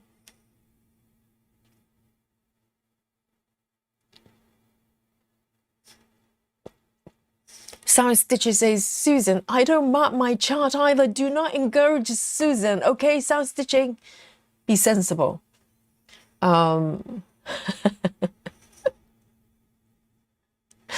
You use Post-it note? Oh, my God. It's that one of those methods that only aliens can do.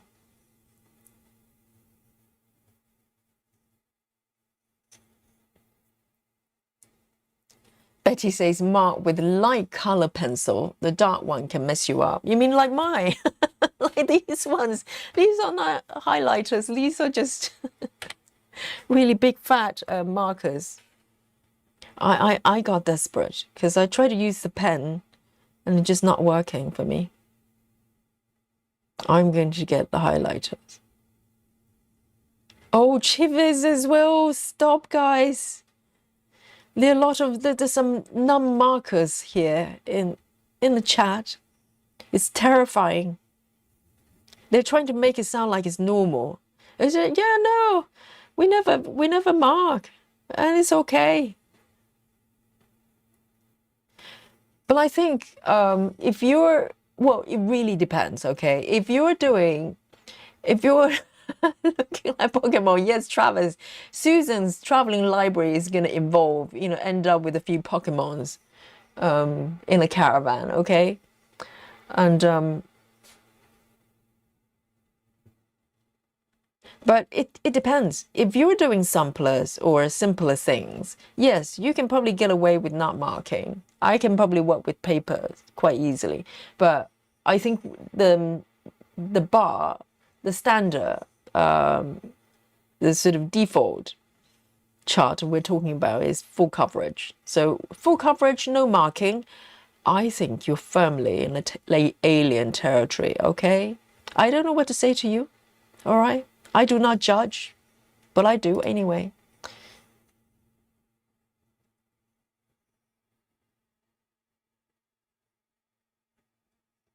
Susan, maybe you should try to post a note. I wasn't even going to ask what, I worked there. I was too terrified. I don't want to learn it because if I know how to do it, I'm going to have to do it. I don't want to know how it's done. So I'm going to keep my mouth shut. All right. These are the last stitches. Oh, I made it through. I made it through. I'm still laughing-ish. I haven't started sobbing yet today, and it's looking relatively decent. I don't think I've stitched the wrong colors or anything like that yet. Oh no. Amanda doesn't mark either. What's happening? What is happening in the stitching world? This needs to stop. And we're definitely going to scare a lot of new stitchers here. They're going to go, oh no, it's like no marking, no gridding, and air stitching, all that business. This is not for me. I better go back and do, I don't know, diamond painting. 349. I'm not knocking diamond painting, okay? Do not, please send your complaint to YouTube.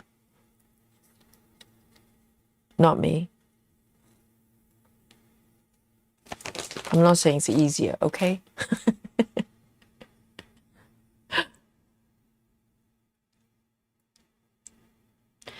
Ellen says, I don't understand the 10 highlighters marking off.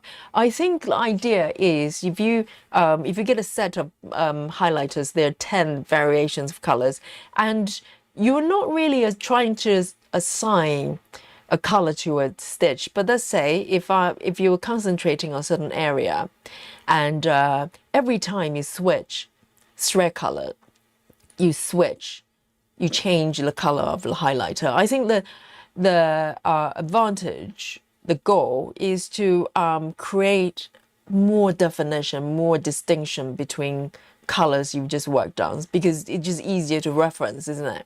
I don't know whether it's going to work better necessarily for two color, marker highlighters, for instance.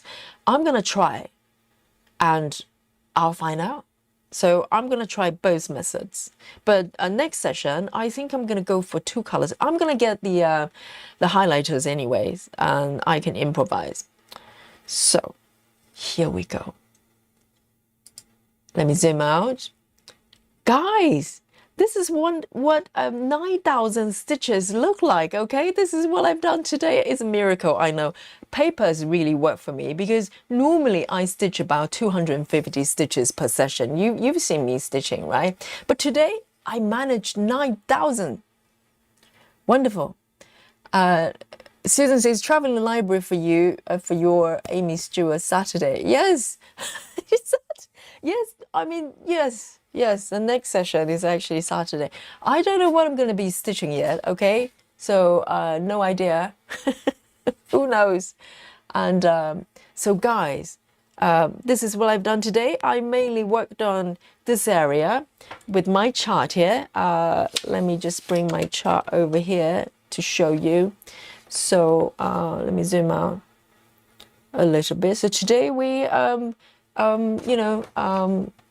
featured our paper cam here, and so this is the area I've been working on. You can see the places I marked there. Really bad example, okay? Do not use a opaque marker here. I can barely see the symbols underneath, but you don't want to do that. So highlighters, okay?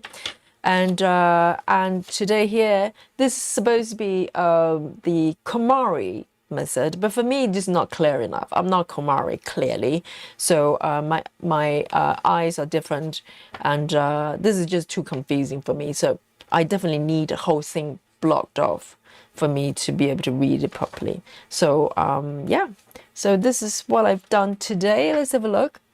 And Cassie says, I have no method with highlights whatsoever. I have one highlighter and has orange on one end and yellow on the other. Oh, that's nice. But ultimately, that's like two markers, right? Maybe I can find those with double colors. And yes, do not forget, Busy Mom is going to be live a little bit. So those of you still awake in Europe, or definitely awake in America or other parts of the world, you can join Busy Mom for her streaming. Okay, so guys, this is, well, so this is weird, right? Normally at the end, I share the stitch count with you, and I have 9,000. Okay, 9,000 I've done today, and no stat to show you. No percentage. This is how we roll with papers, and we're still powered by candlelight. My little feet are still paddling. Okay, this has been hard work, and some solar power is gonna come into play at some point. So guys, this is the first day of our paper challenge. If you have not joined me, hey, come prepare next time. Come join me, and we can learn together, can't we? So from here, 25 minutes past midnight from the sleepy London town, Yogi is going to sign out, and I'll let you know if we're doing a member stream on Saturday. Okay, I'm gonna post it. Maybe we will. Maybe. Am I allowed to use apps if we're doing a members stream? Am I allowed, or is it paper as well? Is it paper through and through? Maybe we stick with paper with members stream as well. So come join me, and I'm going to post the schedule for you as well. So we might do a member session on Saturday as well, and then we're going to move forward with the Aimee Sao as well. And Sola says, I love the pillow. I know, this is just so beautiful, isn't it? And so nighty night, everyone. So tomorrow, Friday, I'm teaching, and so no streams tomorrow, but we'll come back. I'll see you on Saturday. I know that we missed 2 days, the last 2 days, so we rarely have 2 days not seeing each other. So I really missed you, and I'm going to miss you again until Saturday, okay? And we're going to come back and have another round wrestling with paper charts. Why not? It's good fun. I'll see you. Thank you, Sola, and I will see you on Saturday, a members stream, and also Aimee Sao as well. 99, everyone. Love you all, and give me some Dolly love. Give me some 99, okay? And I'll see you on Saturday. Bye bye.